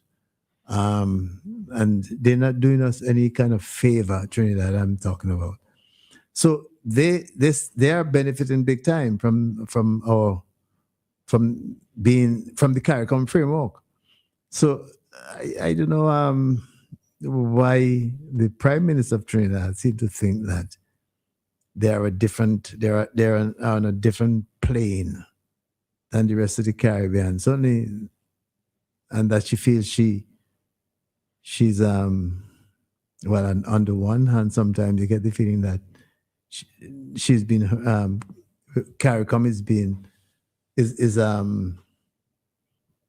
is kind of punishing Trinidad and Tobago, and at times you get the feeling that she is the one who's on a different stratosphere in terms of Trinidad and Tobago, and she as Prime Minister. But I agree with you that we need to find a way to exist. We need to find a way as a region. I was very disappointed when she made a point at her speech at the UN that the Caribbean has not been a zone of peace. Remember, she made a statement to that effect, which is very, very unfortunate. People have strived for that. Yeah, but then I think she was making the distinction. Well, just speaking about zone of peace, as we would know it to be, not to be subject to external influence, external conflict, and to bring your conflict into this area, make it a theater of war. But she took it now to think, well, look at all the murders in Trinidad and that kind of thing. And then I just said to myself, well, I wonder how these murders are being committed. Is it cutlass? Is it poison? Or is it gun? And then where the guns... a bamboo stick. Yeah, or where the guns coming from? and we talk about, but the drugs going in a particular direction, but we ain't talking about the guns coming from, in this, and these are things that we just totally have to talk about. And you mentioned the point again about the question of foreign exchange, that our monetary policy and support generally, well, Trinidad and Tobago is able to benefit from our hard currency reserves and so forth that we have, and so on. And then we know when we go to say we can't get, and the business person in Trinidad, they're insisting that they be paid in hard currency, and we are paying in hard currency.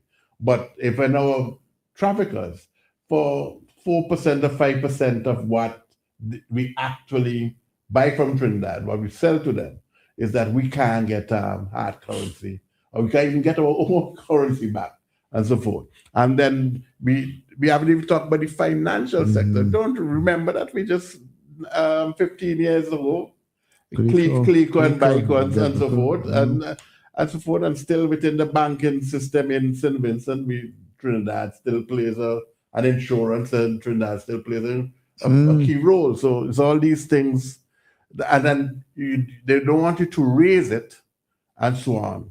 And because it was raised some months ago at an OECS meeting here in St. Vincent, then it becomes as if that you are attacking. Why is it that you must see that you're being? Yeah, let us discuss these things and so on. But maybe let's find the right forum right now, because things are a little bit brittle and so forth, and let the diplomacy prevail. On the question of, I just wanted to say the economic. Let us just remind people, listeners, that they can still call us. 457-9997 is the number. And basically, we're looking back at 2025 and see some of the highlights. And we clearly cannot discuss those matters definitively in this program today, but we are raising some of them nonetheless. And if you feel you can make a contribution, please just call us, 457-9997. And you would call us straight, or that would be also the WhatsApp connection. Yeah, Joel? Yes, well, we anticipate that we may get one or two calls. So I believe I would just like to put just two issues on the table in the remaining time. We're having a call now, actually. Okay, so let's take the call. Yes, good afternoon. Welcome to the program. Good afternoon, gentlemen. Good afternoon. Good afternoon, Mr. Providence. Yes, I joined you late because we had so much noise in us there that we couldn't sleep, so we couldn't wake up, Here now, the agony which is burdening us today is broad-based, and quite a number of us in the society will have to accept responsibility for not having done enough to induce the socio-economic development of our state. We are today discussing the economy, and pivotal to that issue is food security. Now, we had a situation, the ECCB several years ago, 2008, thereabout, said they're going to stimulate the economy, and they're going to spend significant sums in tourism, construction, manufacturing, and fishing. Not a red cent was budgeted for agriculture. Yet, now today we're crying out for food security.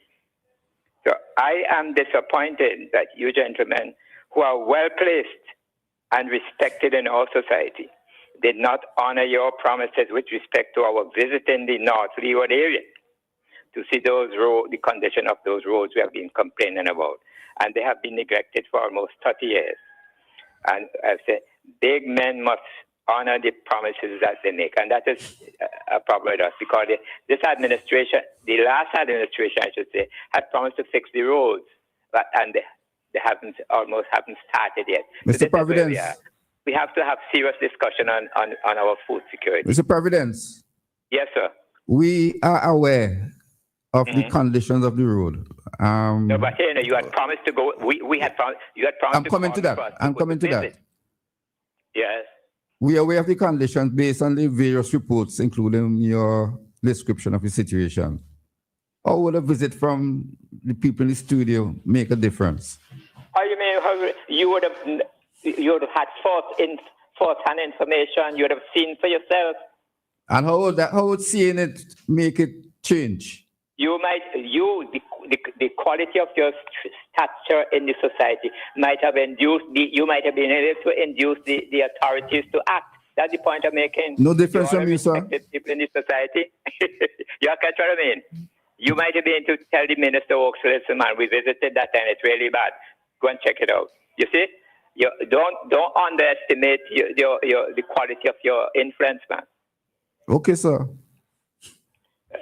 So thank you very much for listening.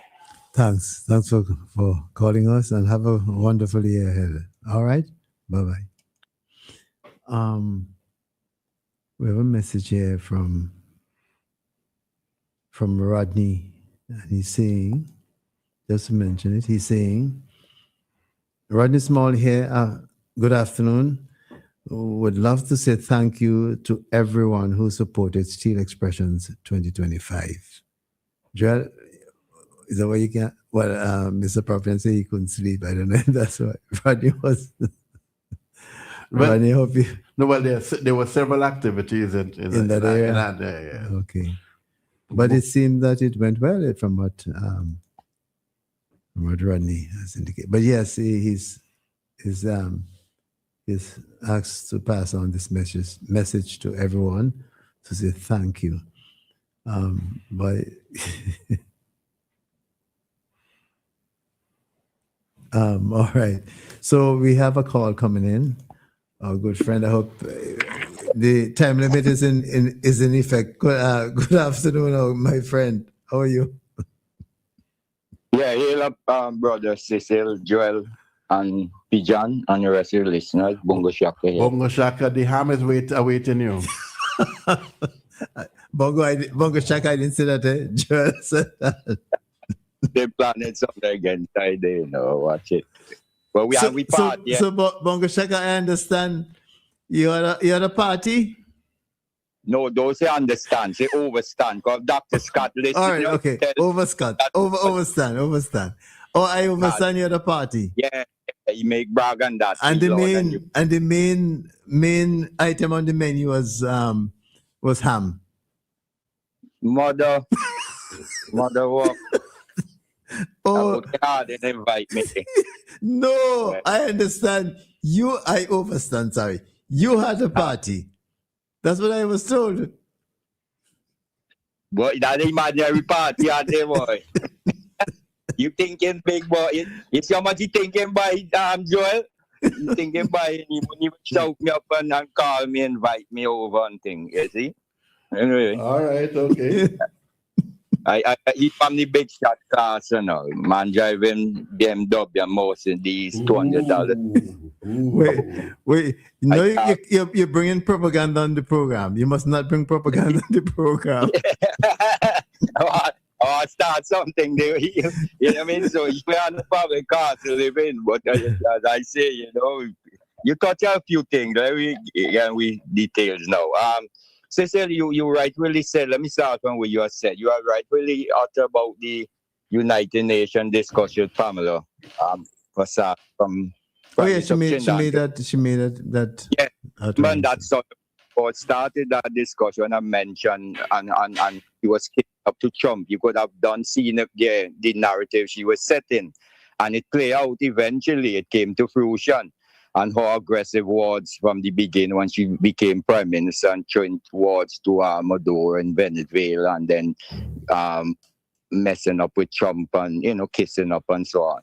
So we have seen it, but as Joel rightly said too, I think CARICOM need to sit in properly and have more discussion, because what America do, the imperialists do, they divide countries. So they see in the division among the islands, the CARICOM nations, all the nations in CARICOM, and some people on the ego trips as usual, which I see the Prime Minister's aunt.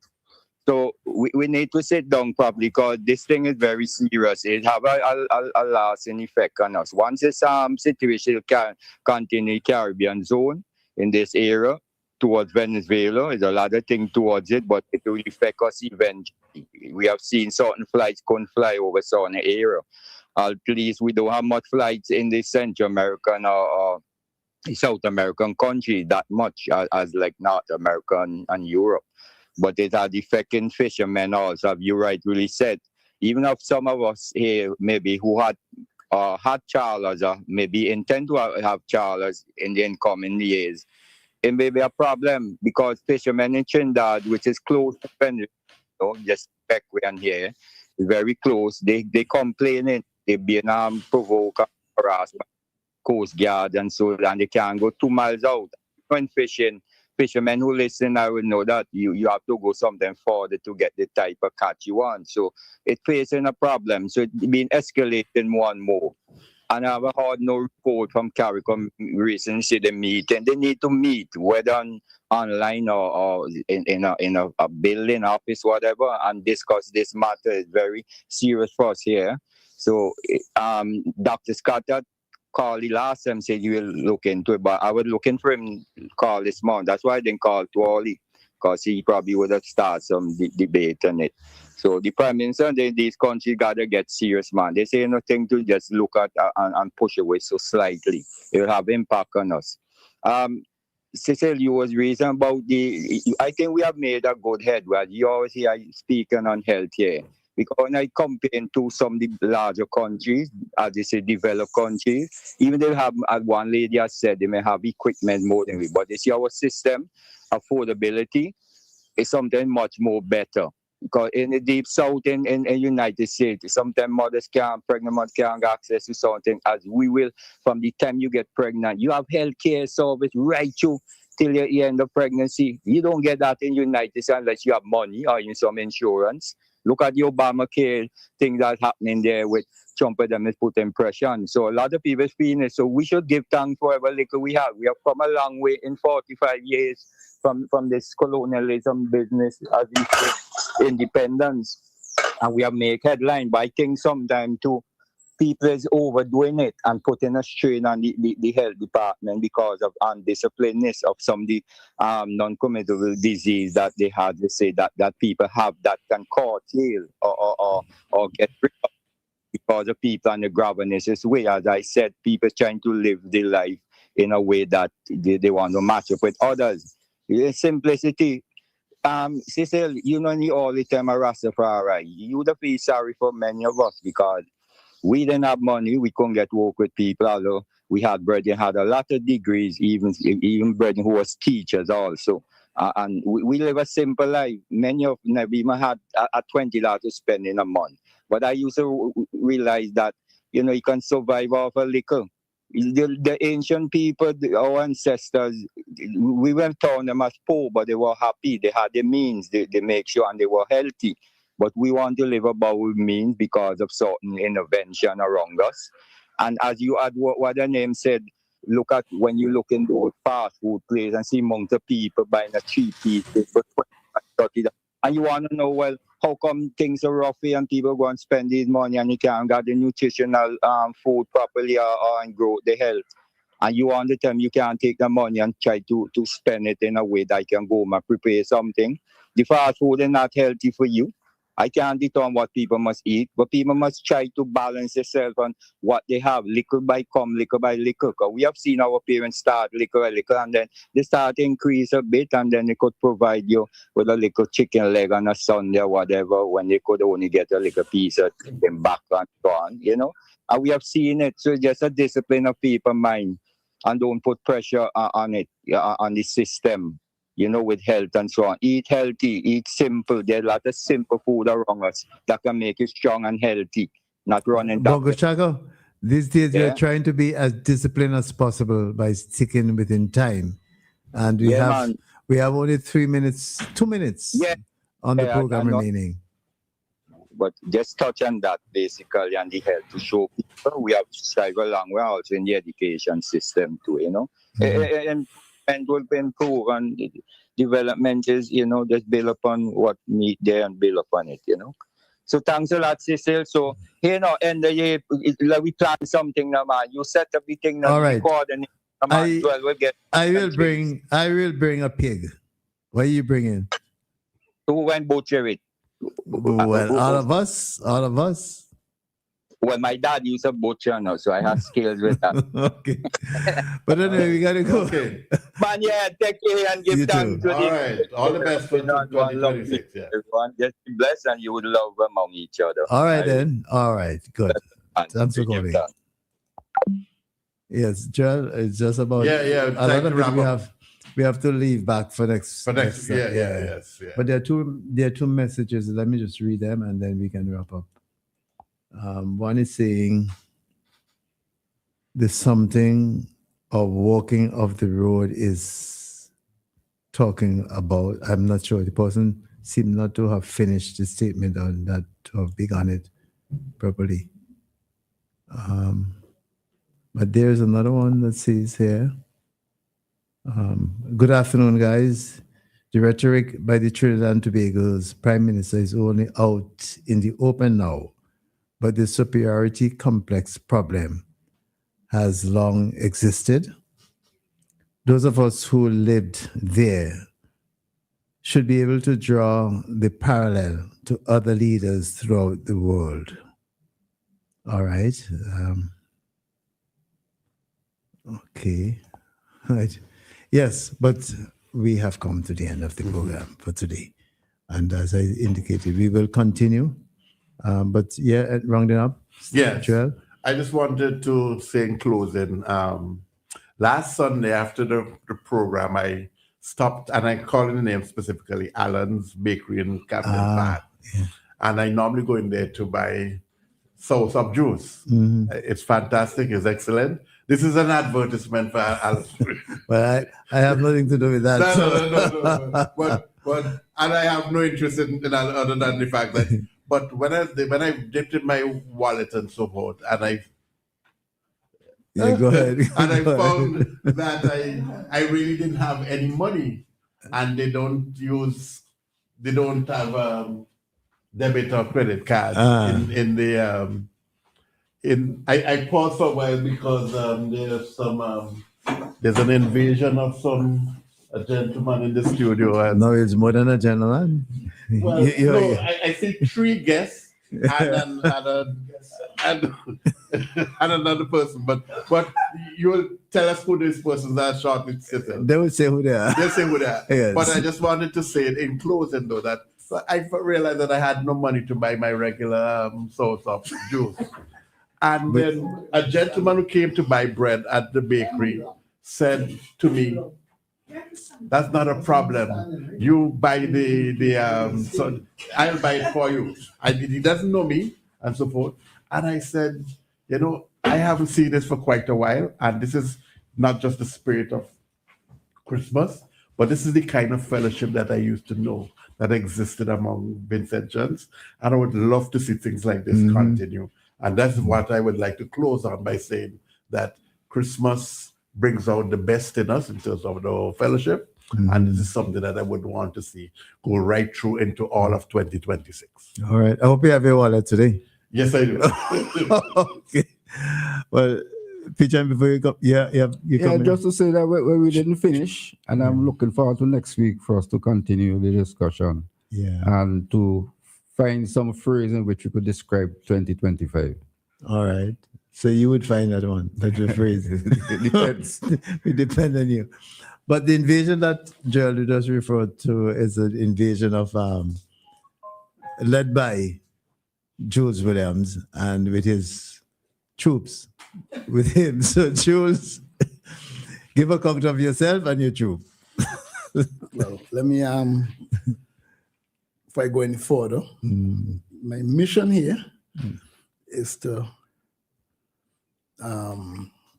thank all of the WEFM listeners online, free air, and however, whatever media platform you're able to access the station on. And I'm here to wish you all the best for the new year, and wish everybody continue to have a blessed season. On behalf of WEFM and the entire staff, including our moderators for all the programs.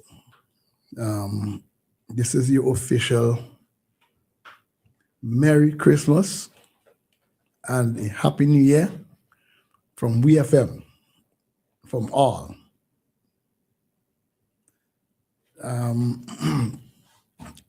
Last time I was here, I remember dropping in to make this very short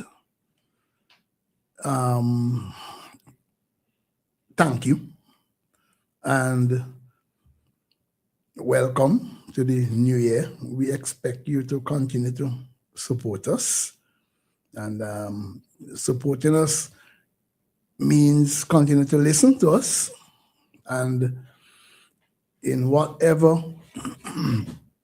areas in this upcoming year you think that we can improve in to make your ear softer or harder, we welcome your input.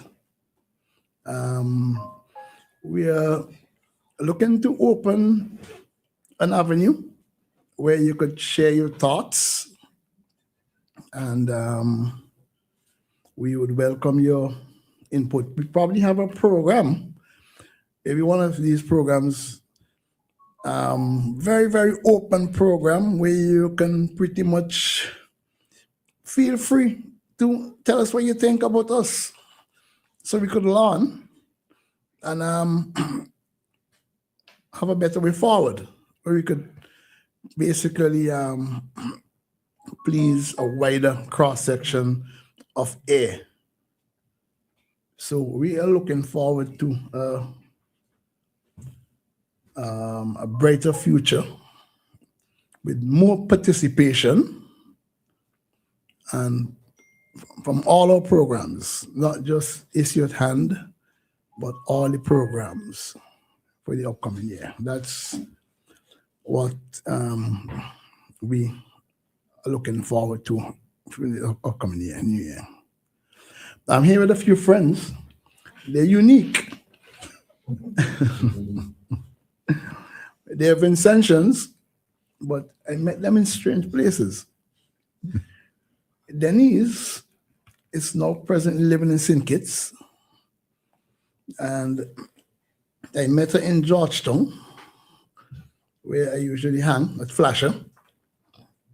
And just by talking, so what do you do? She said, well, I'm living in St. Kitts. I said, what do you do in St. Kitts? She said, well, I'm into the hospitality business. I'm into tourism. I said, okay, good. Sounds good. So since then, she have given me a lot of business in that area of service. From her family, and anybody's come from St. Kitts. So I have them for the Christmas. So I brought them for a tour of WEFM, and I hope Denise would take all of our platforms and not just market the tourism part of us, but market WEFM when she get back. And her brother and his wife also, they're living in Jamaica. So, we're looking forward to doing great things. So again, I wish you all Christmas gone. So a Happy New Year. And look forward to cooperation and input from each and every one for the upcoming year.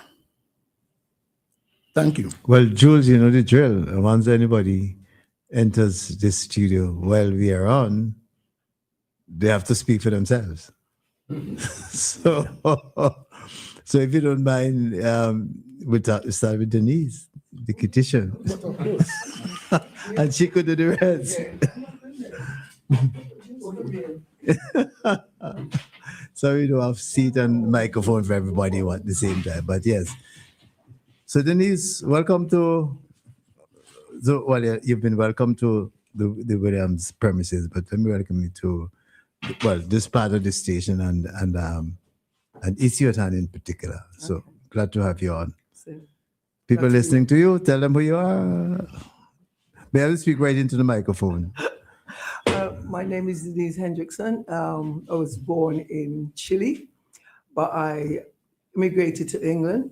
Now living in St. Kitts for the last 37 years. St. Kitts is a beautiful place. You know, tourism is raving there because, you know, that's one of the top places a lot of people go to from Europe and places like that. As I said, well, Juice says... The following Vinci? Yes. Oh, all right. Yes. No, you're following us. Yes, so, you know, as I said, as Juice says, when I found out that he has different things that are going on, I introduced my brother and my family to come when they come to stay in his apartment and everything. Sorry about my voice. But I love St. Vincent. My parents are here. I usually come every year and spend quite a number of months from April when the tourist season finishes to come back to St. Vincent to spend time with my parents. But Vinci is always going to be my home. I've got my heart right here, you know, in Chile. Yes. Yeah, Chile is a thing. Yes, so.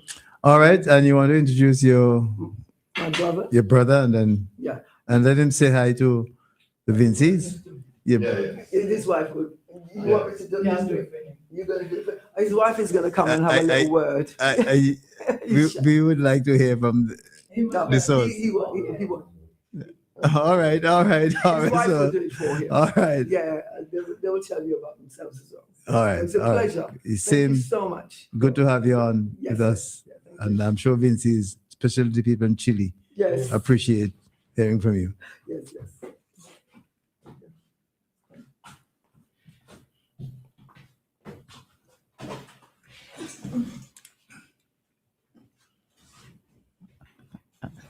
Hello, everybody. My name is Thelma. I'm Denise's sister-in-law, married to her brother. He left St. Vincent when he was 10, and we all met up in England, where we lived for 20-odd years and have children and grandchildren. And then we immigrated to Jamaica about 16 years ago.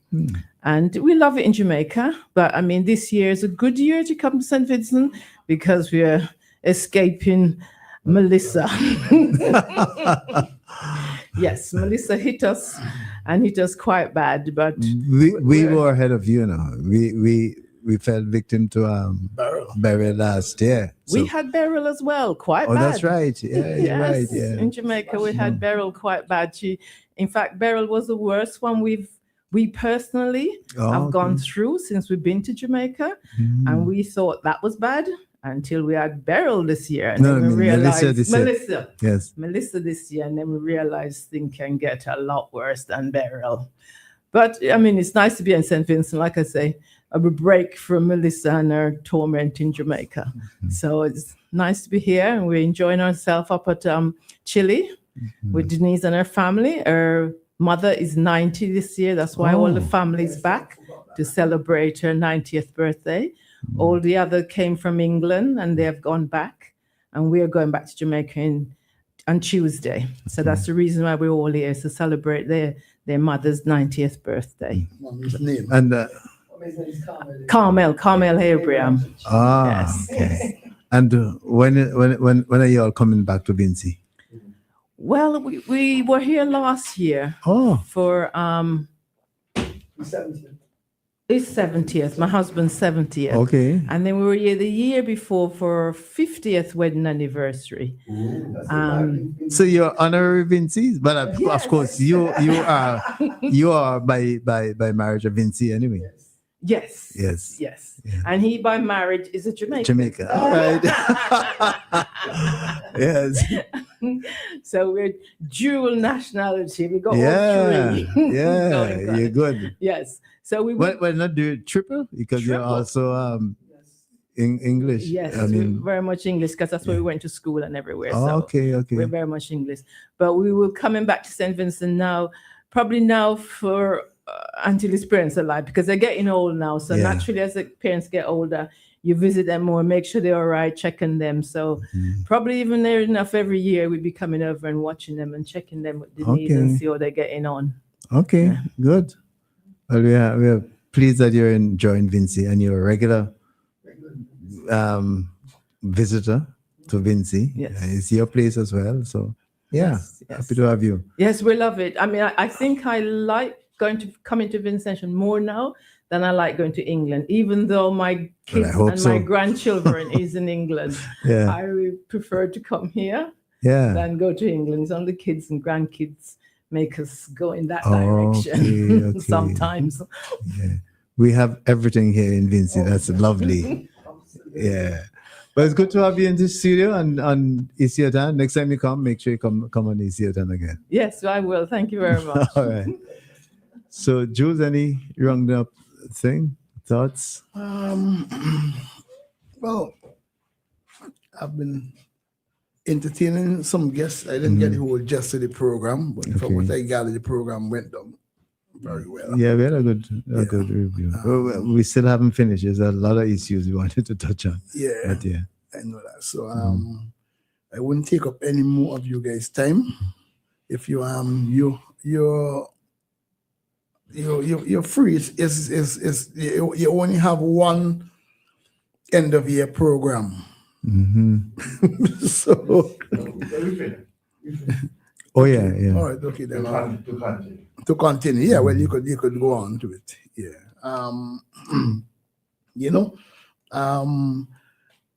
My thoughts are. I've been looking at the global situation and our political situation.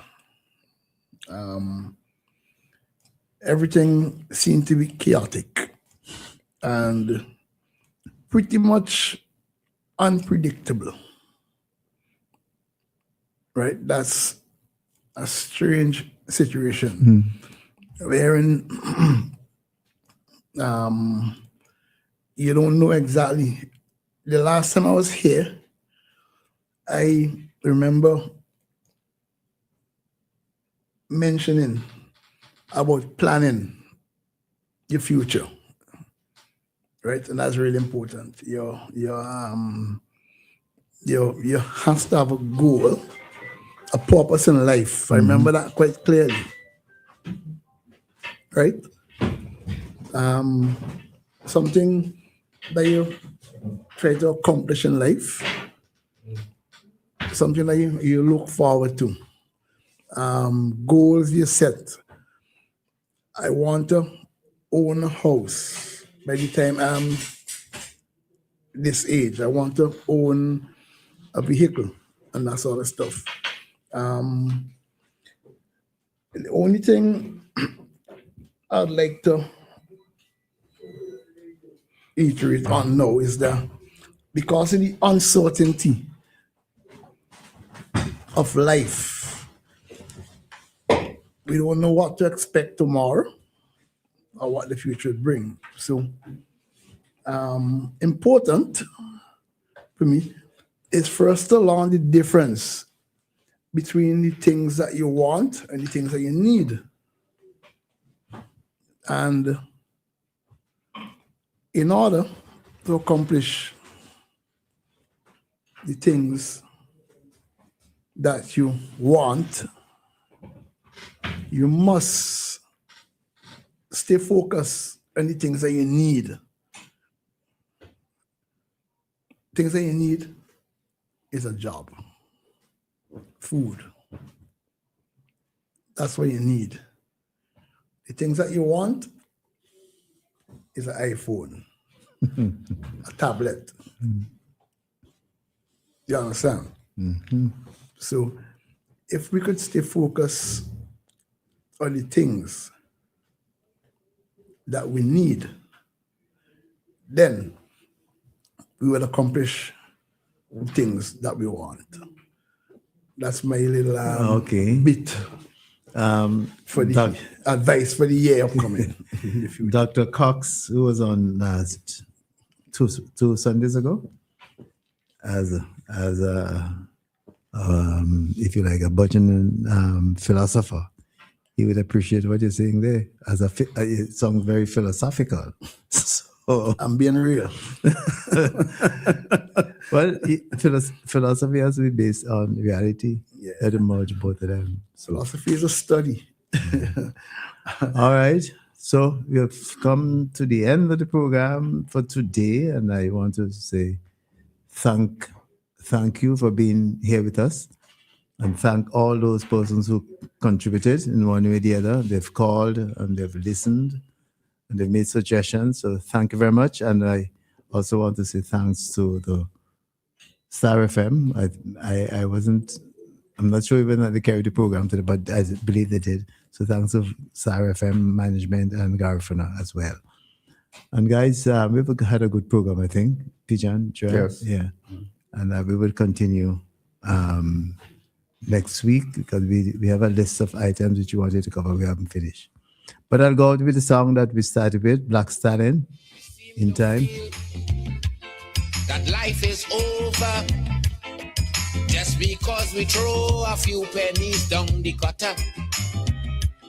We seem to feel everything is lost, so we fighting to get back something at any cost. But while we searching and we searching just to get back that little something, we forget nothing about this world in which we live.